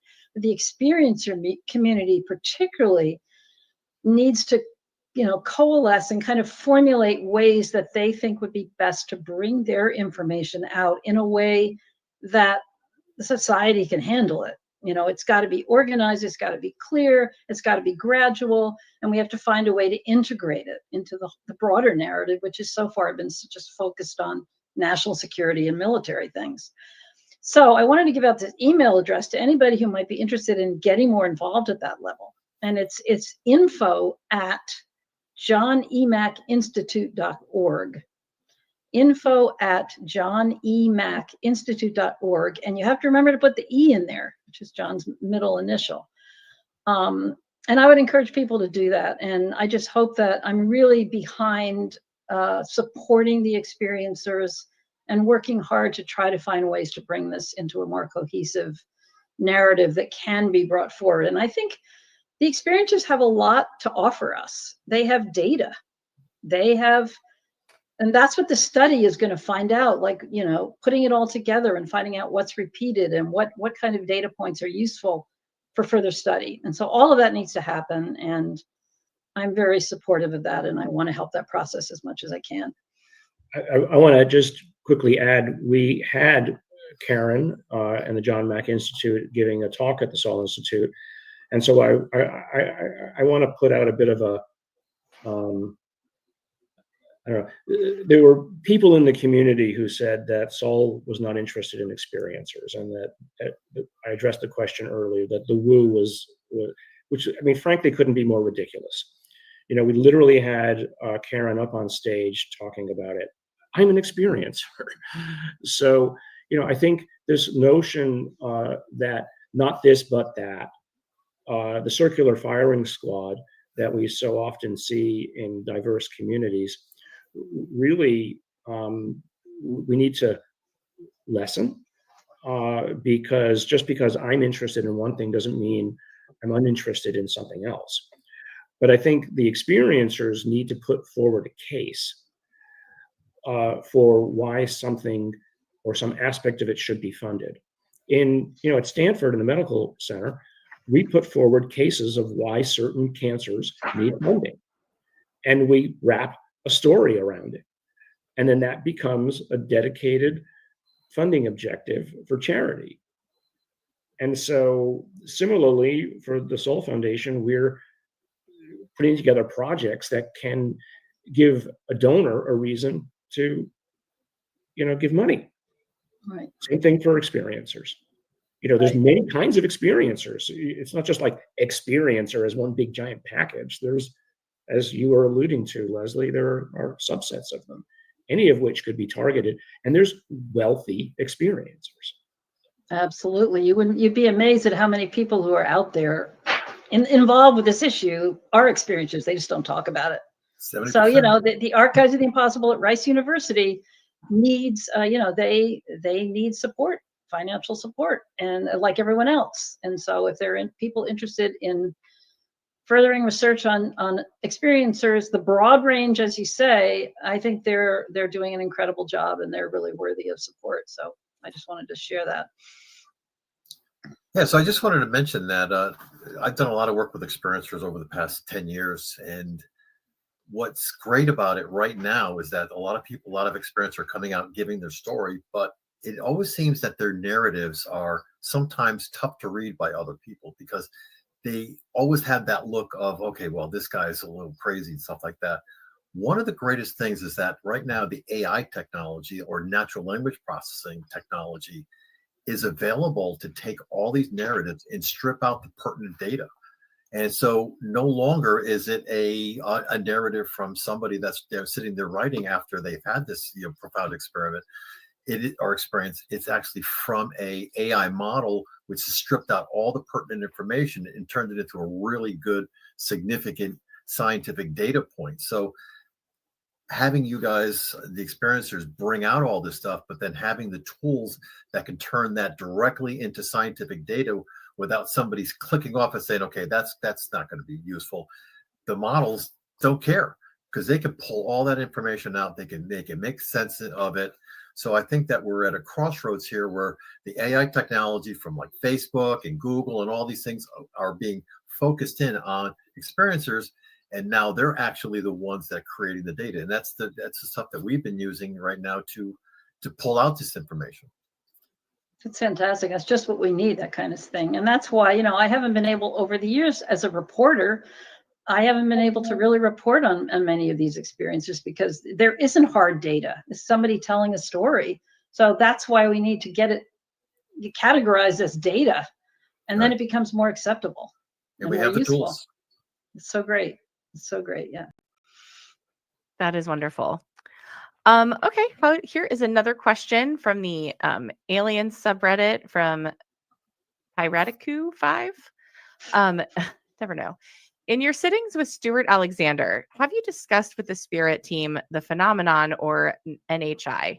If so, what information was given to you by the team? And maybe you might want to explain a little bit of that just for people who aren't maybe as familiar with that part of your work. Yeah, Stuart Alexander is a physical medium in the UK who I have studied and worked with for probably about 7 years now. I studied his work. Physical mediumship is a type of mediumship in which he goes into a trance state and physical phenomena occur in the room that everybody can witness and participate in. I mean, that's it in a nutshell. I could talk about it for half an hour, but obviously I'm not going to do that. I did write about him in Surviving Death, and he also wrote a chapter in that book. So I'm very interested in his mediumship because these miraculous things take place over and over again, and multiple people can witness it. So the question about, and so there are voices that come through Stuart when he's in a trance state, which means he's not even present, and they allegedly are deceased people who are speaking through him. And these are what we mean by the Spirit team, which you just mentioned. It's a number of them who have been working with him for years and years, and they have very distinctive personalities and voices. And by the way, all his archives, Stuart Alexander's archives, are at the Archives of the Impossible at Rice University, even though he's still working. He donated everything, and you can go and listen to audio tapes of these meetings, these seances. So the question about NHI, I mean, I have asked, and they really don't know anything. That's the bottom line. It's not like they're running around with gray aliens or anything like that, and wherever they're coming from or wherever they are. But one interesting event did happen. I'll just tell this little story, which was really interesting to me because it was at a time when I was wondering a lot about the connection among all these different components of the paranormal and with a UAP. And there was one meeting we had, one session, and what happens is I join these weekly sittings with Stuart and the circle he works with through the computer. So I attend every week, but I'm obviously not in the room because it's in the UK, but I can hear everything and I can dialogue and participate in anything that's going on in the room. So in one of those sessions, one of the circle members, as soon as it was over, we were still sitting in the room, suddenly asked me, like, how's your UFO work going? And this was a person I've known for years, and she has never asked me about UFOs, never been interested in it. She just suddenly started asking me all about my UFO work. So I answered a few questions of hers, and I thought it was kind of strange, but fine, I'm glad she's interested, you know? And then she, this other strange thing that happened is she normally, after every sitting that happens every week, when it's over and everybody leaves, she goes back in the room, the meditation room, and does her own meditation. And it's like something she does every single week. And for some reason, this particular time, after asking me about UFOs, she felt compelled to go outside. She didn't really know why. She also felt compelled to take her phone.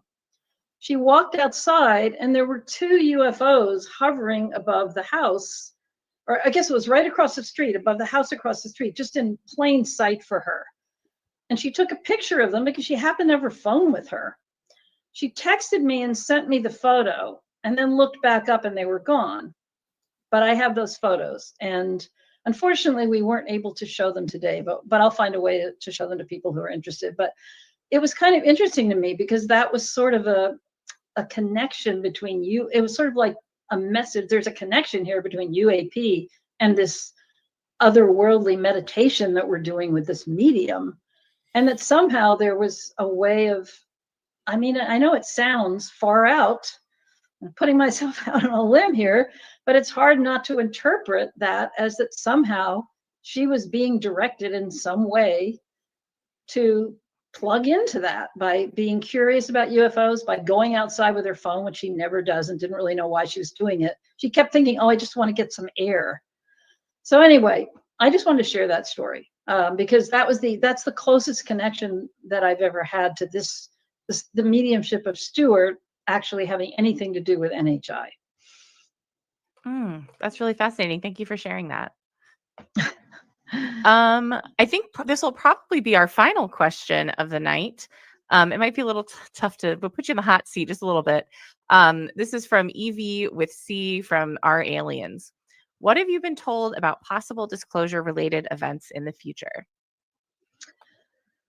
I probably haven't been told more than anyone else, and I don't like to try and predict things. Of course, we all know, like tonight, we're having a new whistleblower who's going to come forward. We were talking about that earlier. That's a big step. I think there will be other whistleblowers that hopefully will come forward. The more you have, the more you get. So I think that's a really important component of the whole disclosure process, is more and more people being able to come forward and feel safe doing that. I also think more congressional hearings will probably happen. And the other big, wild card in all of this is what the new president's relationship will be to this. Tim Burchett, the Tennessee congressman who was one of the key people in creating setting up the last hearing, told me personally that he has spoken to President Trump about this issue, that Trump really does care about it, and that Trump will do something. We don't know to what extent, but Tim said, there is no way I'm going to let him off the hook on this. I'm going to keep after him. And I promise you that he's going to do something. So, and I think other people are sort of expecting that possibly he will, and maybe he won't be as, as kind of intimidated and, manipulatable as other people have been in the government. So, and he's the kind of person that just doesn't care. He'll just say whatever he wants. I don't know.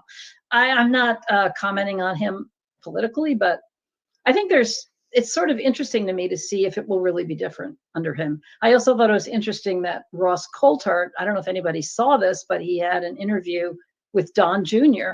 recently about the thing with Barbara that's going to be happening tonight. And it was like Don Jr. was incredibly supportive of Ross and everything he's doing and of disclosure and transparency. And here is Ross with a direct link to President Trump through his son, who seems really into it.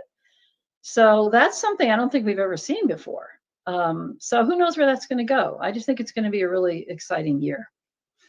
I also think people should set their expectations about even tonight or the upcoming months. You know, part of my talk at Seoul was about standards of evidence. My standard of evidence is different than, say, an experiencer. I mean, once you've experienced something, you don't need anybody to tell you what you heard or saw was real. But if you want to convince another scientist, well, then there's a different standard that's required. You know, there's people who say, I'm not going to be happy until an alien walks out on stage.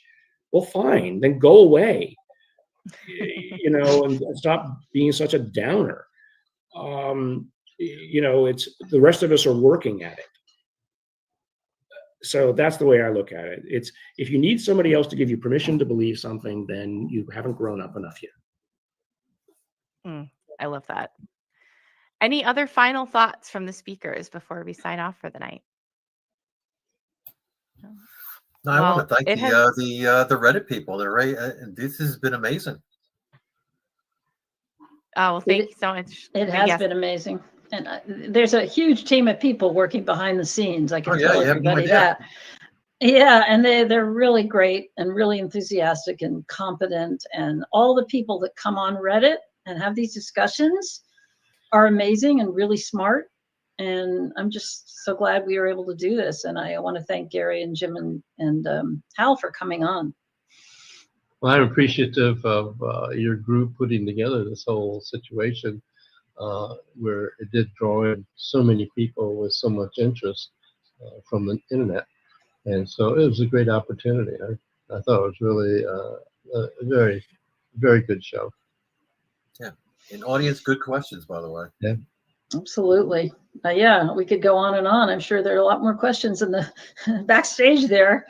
But how many people did we get? How many viewers did you get?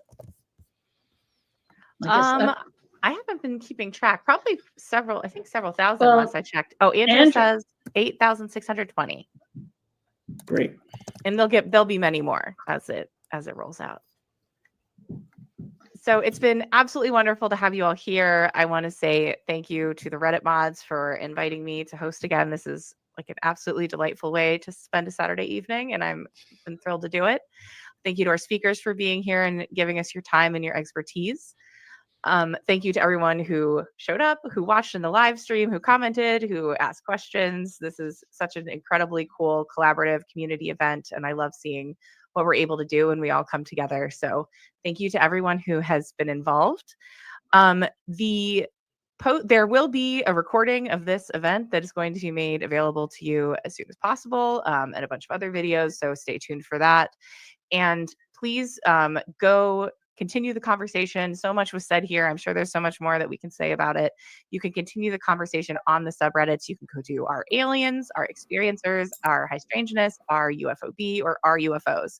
And the conversation will be continuing in all of those places. So please come join in the conversation there. So, and also make sure you go out and check out UFOs Investigating the Unknown.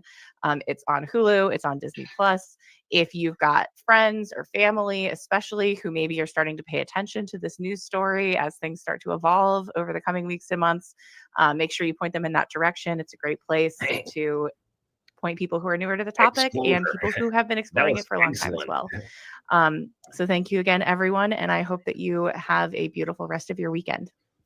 Yes. That was I don't know. What do you guys think? We have any thoughts from the audience? Dr. Tim Taylor. Is that Tim the Toolman Taylor? Ho, ho, ho. Oh, wait a minute. There was a guy in the background and he just left. I was just about to bring him in and I don't know where he went. But guys, there's the link. Yeah. All right. Let's it's Egg Fest now, guys. Where is it? Come on. This is what I wanted to do. There we go. All right, UFO sightings the military can't explain. Congressional hearings, Pentagon whistleblowers, armadas of strange aircraft flying over, of all places, New Jersey. What does it all mean? Well, since last year's groundbreaking interview with whistleblower David Grush, News Nation's been out front on this story, and we've got another major exclusive. A new whistleblower is coming forward saying he's not just saying he's heard about a secret government program to retrieve UFO crash remains. He says he's worked on this program. He claims to have video to prove it and credentialed colleagues who back him up, and he has the attention of at least one senior lawmaker. News Nation's Ross Coulthard has been working on the story for more than a year. He conducted the interview for a special report airing right here this Saturday at 8 p.m. Eastern. And News Nation correspondent Joe Khalil is here with a first look. Joe, these are pretty stunning claims. Yeah, they are, Elizabeth. The man you saw in the video, Jake Barber, he's an Air Force veteran, and he is coming forward with some shocking claims. The first person to go public saying that he actually participated directly in a secret military program that he believes was to retrieve UAP or alien craft. Now, Barber says he was contracted as a helicopter pilot. He retrieved all kinds of crashed craft. Some of it, he says, top secret and explainable. Others, he says, however, he believes were non-human origin. It's not just him. We've got 3 other military veterans backing up his story on the record and on camera to News Nation. So take a listen quickly to just part of Ross Coulthard's conversation with Barber. So tell me about the moment when you realized that you were involved in a retrieval of non-human technology, alien tech. So it became very clear the first time our communication process and procedure was modified. And then just visually looking at the object on the ground, you could tell that it was extraordinary and anomalous. It was not human. How close did you get? Well, I was a helicopter pilot and I operate with 150 foot to 200 foot long line. So I got within 150 feet of this object. What did you see? I saw an egg, a white egg. Was there any visible propulsion system on it? No, not what we know. There's no engine. There was no thermal signature. I was operating at night when I finally came in to pick it up. So I'm working under night vision goggles at the time. And it was quite clear. I flipped them up, flipped them down, and looked at it a couple of different ways. How did you know that that egg-shaped object was non-human in origin? Well, visually, after seeing all kinds of things in my past, it was clearly something that was ridiculously looking. It's inconsistent with anything I'd ever seen before. I can also tell you that the reaction by my team, we all knew we were dealing with something extraordinary. And at no stage were you ever subsequently told that the craft was of non-human origin? I will tell you that during this process over the last couple of years, it's been confirmed to me by ranking members of the UAP task force that what we were working with that night was in fact NHI, and it was not a unique experience. This brings some very existential questions. Don't you agree, audience? Are you having an existential crisis right now? I know most of you are, right? How about you, Kaz? Are you having an existential crisis over this news? I can't wait to see this video. Apparently, this guy smuggled out a video of like this top secret crash recovery program.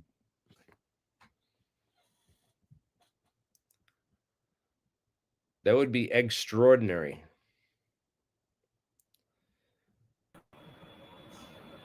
Yeah, I can't wait. I'm looking forward to it. I'm not even exaggerating here, okay? No, this is great. It's like Saturday Night Live with the jokes in the chat here, man. This is just great. You guys are way better than Reddit. Reddit is super lame and not based at all.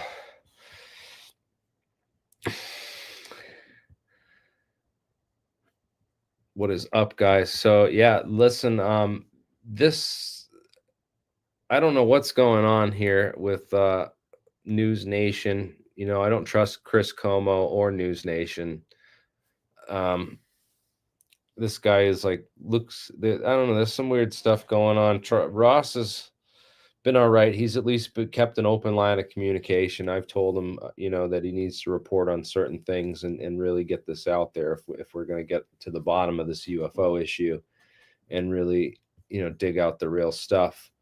If this guy's legit, you know, I don't know.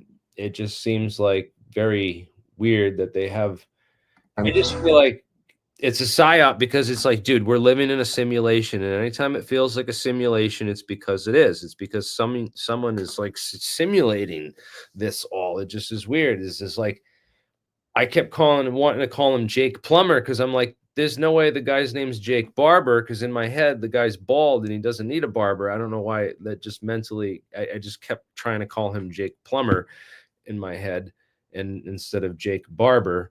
But now I've got it that, you know, the barber and the bald thing now it's there. But yeah, I kept forgetting his name. His head looks like an egg. I don't know if they did this on purpose. No, I don't think so. It's just the way he looks, and I don't want to talk about that, or, you know, that's not the important thing here. Scientifically, we should not care about, you know, how the witness looks, how they talk, any of that stuff, really. Although it's just so weird, man. It's just so like, it's like we're living in a simulation, man. That this guy's the guy to come out and tell us all that, you know, it's a white egg, and you know, the egg, it's an egg-shaped object that he helped recover. It's just weird, man. And you know, it makes me think about, you know, egg-shaped craft, right? This is weird because, you know, Robin Williams and Mork and Mindy, when he shows up in the first episode, he comes down in an egg-shaped craft. I believe this was in episode 1, maybe in a couple other episodes, but yeah, he had an egg-shaped craft that they built this prop for him that was his spaceship. So I don't know where they got the idea from. Can't ask Robin Williams.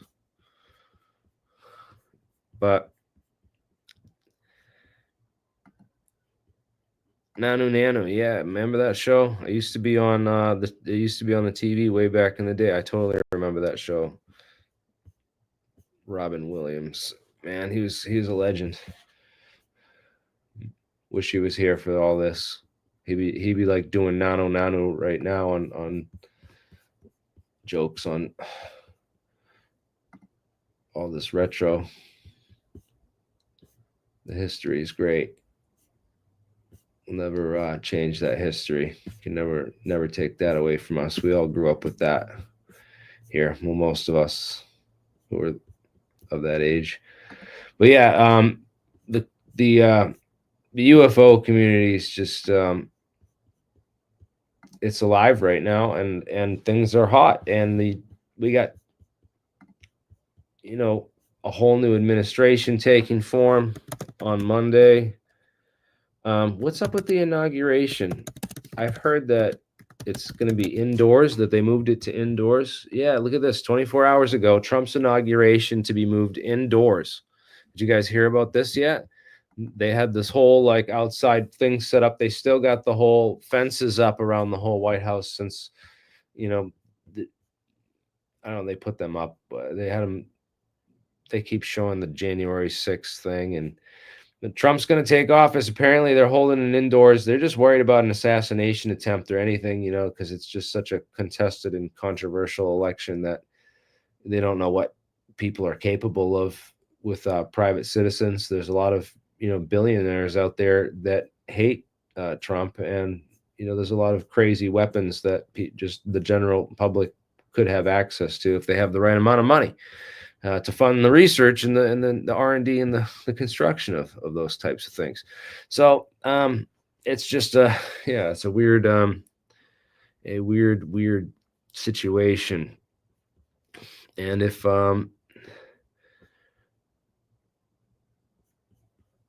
so they're gonna be inaugurating Trump on Monday, and they're gonna probably be doing it indoors for security purposes, or I don't think it's the weather purposes, because you had back in the days of no security. Let's see, Kennedy's election.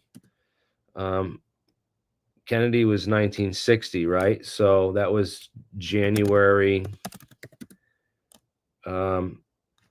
What's it all? It's always on the 20th, right? January 20th, 1961 weather.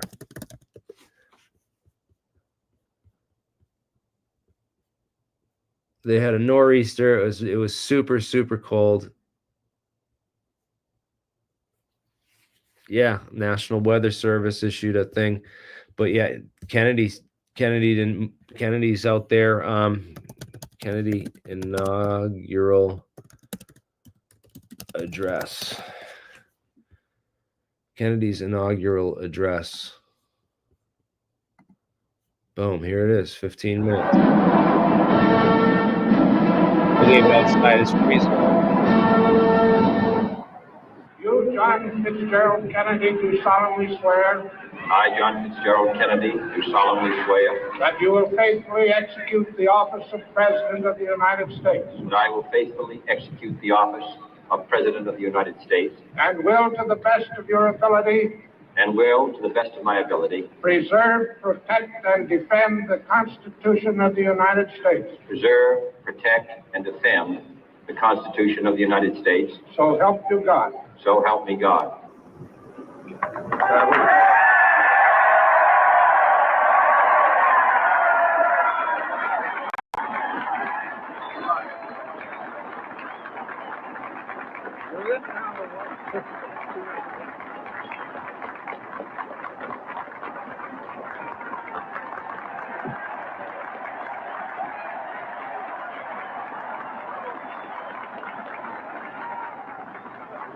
He's not wearing an overcoat either. So, as some people pointed out, I don't know if we want to sit here and listen to this whole old thing. You guys, let's really dig into some interesting topics. Any of these guests want to turn their microphones or cameras on? What do you guys want to get into right now? What do you guys want to get into next? I don't want to, bore everyone to death with playing videos from 1961. Unless you guys want to listen to Kennedy's inaugural address. Some of these other speeches are a little better.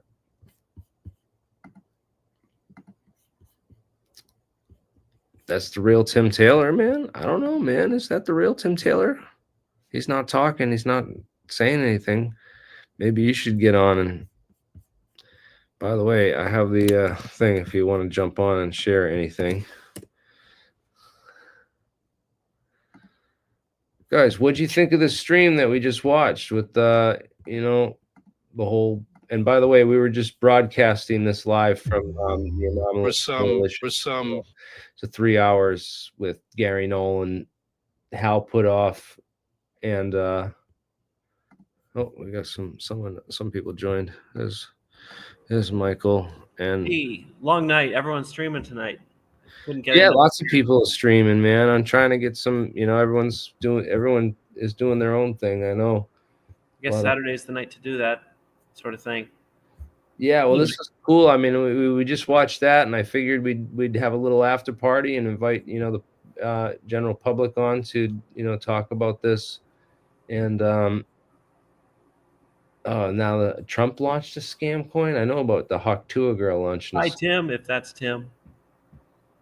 I always wanted to meet Tim Taylor. If that's who I think it is, could be another Tim Taylor. Hey, Tim. Whatever, never mind.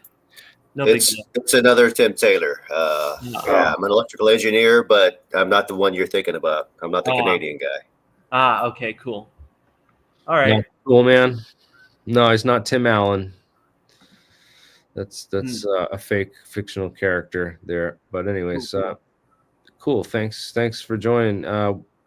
Yep. Not much going on here tonight. I just have this whole setup making LK99 via the wet process. Different varieties of that. It's chemistry stuff. Just trying to figure out what dissolves indium oxide or indium hydroxide in this case. I thought nitric acid would do, but then the nitric acid fell apart into indium oxide and released nitrogen oxide gas. Interesting, but not what I was looking for. I think probably acetic acid will do the trick, but I don't know for sure, so we'll have to see.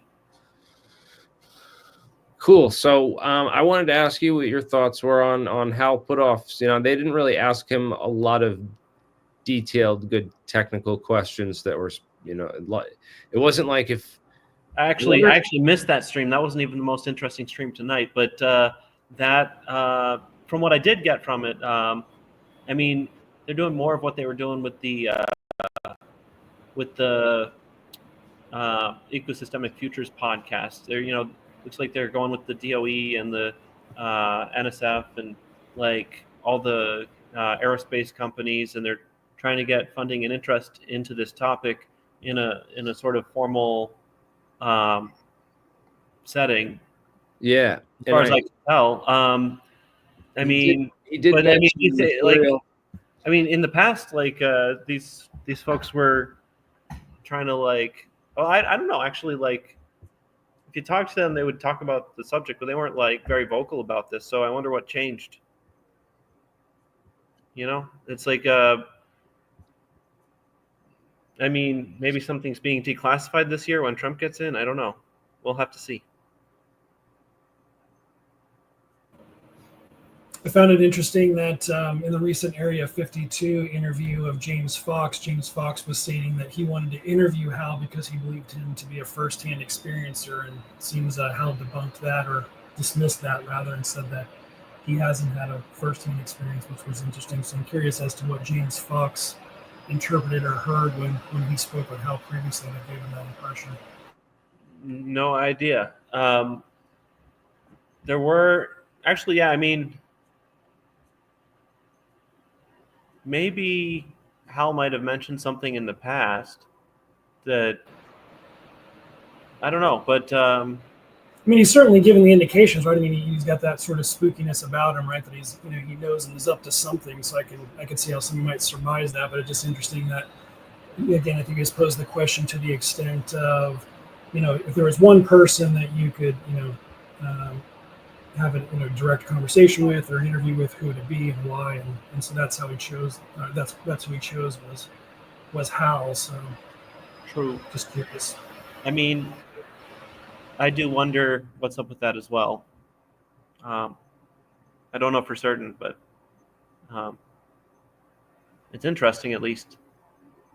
What do you guys make of blitz nature of it, of all of this, right? Because it looks like you got like multiple themes kind of going on here, right? You've got like all this stuff around the Monroe Institute and the telepathy tapes and all this other kind of stuff. So kind of the traditional Hal, you know, scope and purview, right? And then you've got also then, you know, all this stuff that's ramping up tonight. So what are your guys' thoughts on just kind of the seemingly coordinated nature? I think it's too soon to tell. I think we should, whoever is capable should try replicating these claims to see if there's something to it.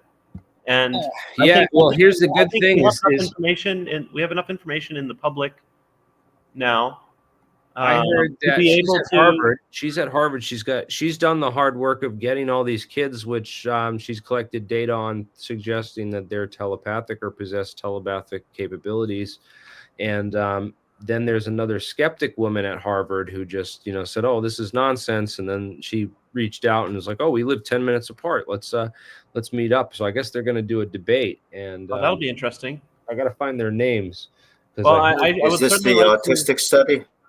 Yeah, I would certainly like to take a look at how the data was collected. I mean, that would tell us more about whether it's believable or they're lying with statistics or what. But like, nonverbal kids can communicate with much more subtly, so that they can pick up on a lot more subtleties that we wouldn't necessarily even know exist or be able to communicate as a yeah, language. but guessing a random number generator that's in a different room is pretty crazy. Guess so. Yeah. I mean, how do you do that with just visual cues from a person? I guess we'll have to see. I You know, I want to see it. I want to see it. I don't too. just believe it. You know, and you know, it's like, Like this is something that would be not too expensive for people to just replicate in their, like, as long as if there's let's contact her and see if we can take a weekend off, and we'll both go into Boston. And just anyone watching, if you have a friend or a family member who's nonverbal, like, I mean, you could replicate this experiment fairly easily. yeah, I asked my wife about it because she has to talk to her daughter. You know, my stepdaughter is nonverbal, so it was kind of interesting. Yeah, you could have a chance to. She seems to think that it's not that it's nonsense. There's no way it's telepathy. Well, not maybe we don't have telepathy. Maybe these other kids might. But I'm sure Garry's. She doesn't think that it's telepathic. It's not like Well, the interesting common thread here to me in all of this is so what Jake is friends or colleagues or something with Michael Herrera, right?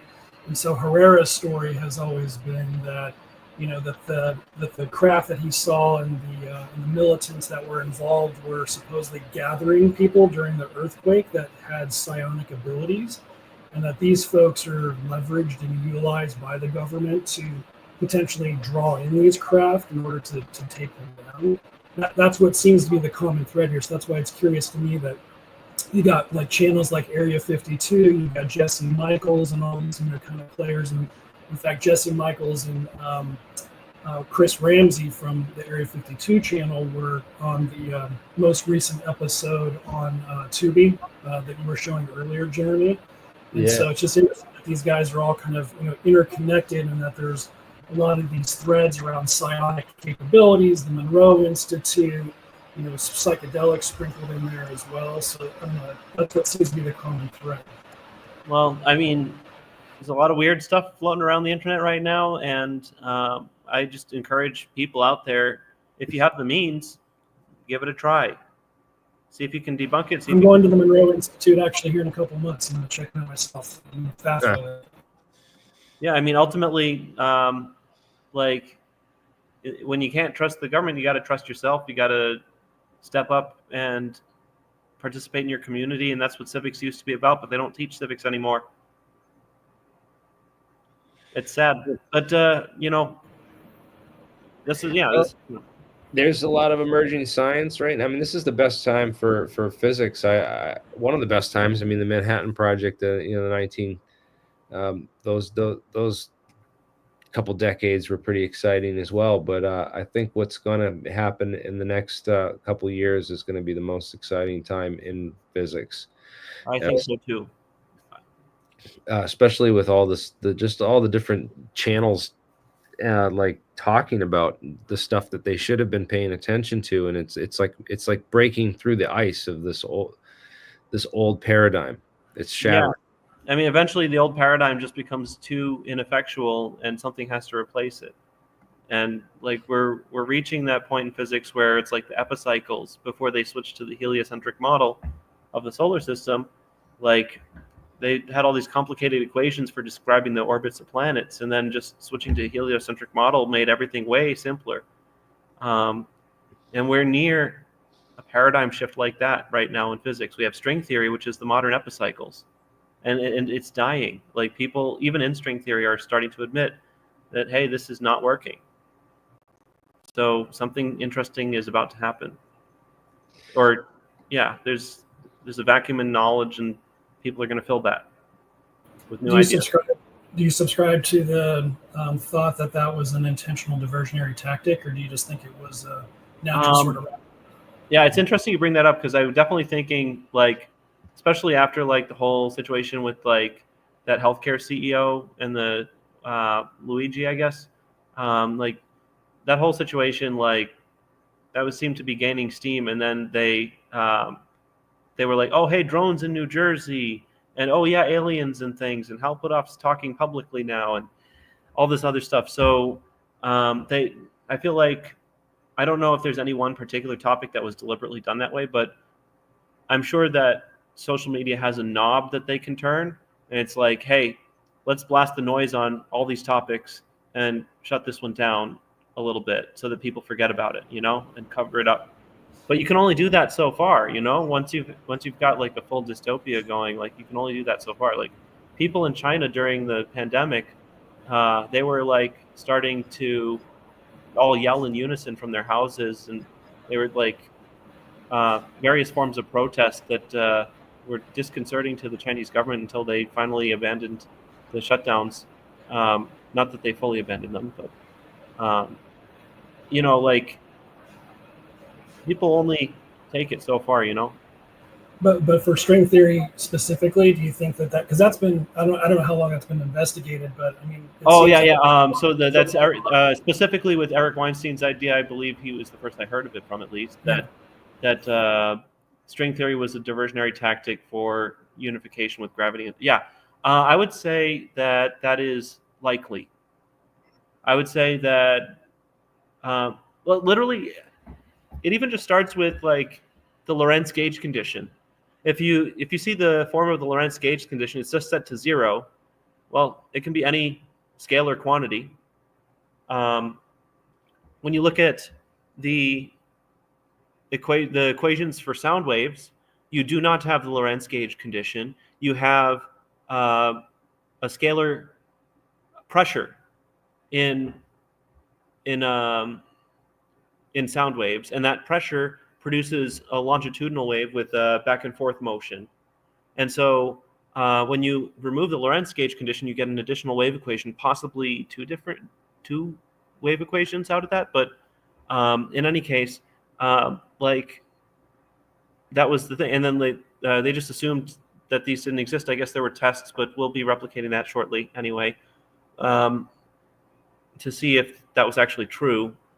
But I mean, if you remove that Lorentz gauge condition, you get longitudinal waves, and that's scalar waves. But really, it's a scalar longitudinal thing. So you have like this idea of pressure, like electrostatic pressure, with paired with electric fields. So you have some voltage here in the vacuum, and if you integrate over some sphere in space-time, charge conservation still happens, but not just over an instantaneous period. So there's some more general charge conservation thing that you get that's a little bit different than normal. But anyway, it explains a lot of problems that we see with modern equipment.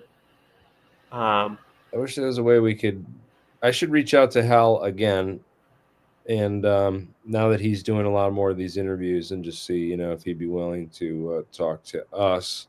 I hope so. I mean, you were saying that that whole group was like all conspiracy stuff for years, though. So I hope that. Yeah, well, that whole podcast, they were loving me in the live chat on that live stream they just did, and they had like 5,000 people watching. Well, here's so hoping. we got a ton of people like checking out the channel from just me talking over there, and I also dropped my email address quite a few times in the chat, and they were really cool about us doing the watch party over here for their stream, because it's science related and alien related, and this is the Alien Scientist channel. Okay. So I wanted to cover it, but some channels aren't super cool about mirroring their stuff, but I tried to like throw a lot of people over to that channel from here, and also I was helping them out, like promote in their live chat, telling people to hit the like button and stuff. So yeah, it's just in general is a cautionary thing. Just it's kind of it's good. It's good for channels to help each other out. So yeah. Hopefully that can happen. That discussion can happen. Yeah, so they were totally cool about it. They jumped in here and thanked, cool. and actually said, "Oh, nice, you guys are doing." Okay, so that's promising. Yeah, so I was cool. That was cool of them, and Yeah. Yeah, we did a good. It was a great stream today, guys. That was boss. I haven't had those kind of numbers. We almost had 600 people. I think we did hit 600 at one point for like Nice. live viewers. Yeah, I saw the live stream was going so fast. So many people were typing. Never seen it that fast. Yeah, there's a ton of comments. I couldn't keep it up. I was trying to keep up with 2 chats too, because theirs was going like they had 5,000 people in there. So I was just like, I was just trying to pay attention to ours mostly and leave a comment over on theirs every once in a while and stuff, just to do our part.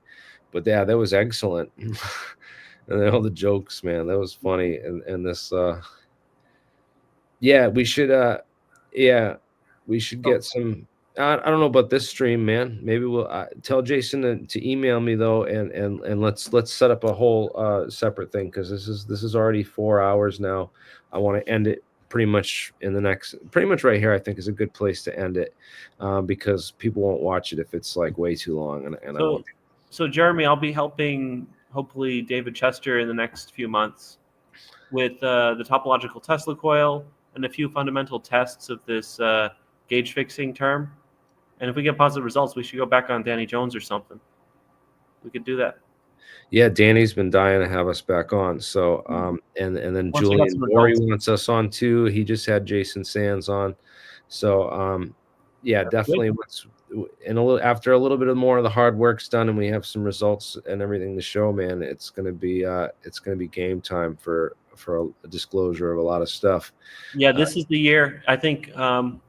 Well, there's going to be, like they mentioned, there's a lot of wealthy people that are getting interested in this now. There's a lot of people that have money that look. Well, that's thanks to Peter Thiel. Did you see that stream? That was I'm sorry. Peter Thiel held a conference, and Jesse Michaels posted a video of a presentation he gave at that conference, and it was all about getting investors interested in these topics. Absolutely, I think that really got the momentum. I think.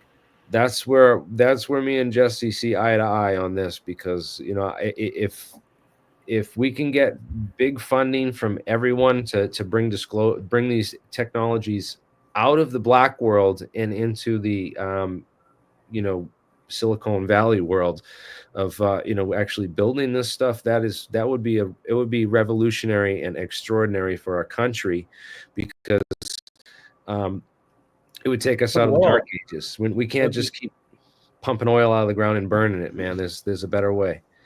Yeah, I mean, right now oil's getting, like, the price of oil's going up, and then by 2040, if we can't service we don't even have to run out of oil.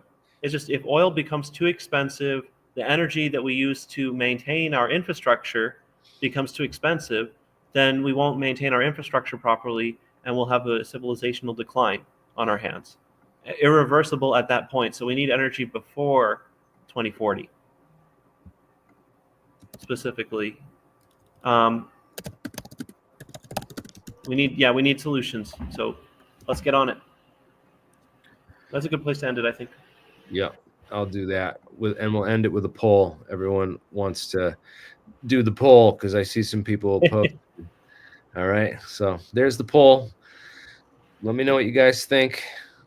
Smash the like button, subscribe to the channel, share it with your friends, and let's get some awesome guests on in the future, and let's get some good stuff planned. And we'll keep it. I wanted some 10-minute videos of just real short, tight, hard-hitting information, and less of these 4-hour crazy streams, super streams.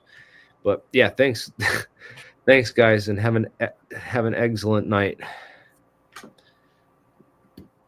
Have an extraordinary evening. Image processing specialist. Oh, is that for like? Tim, are you leaving then, or is that a different Tim?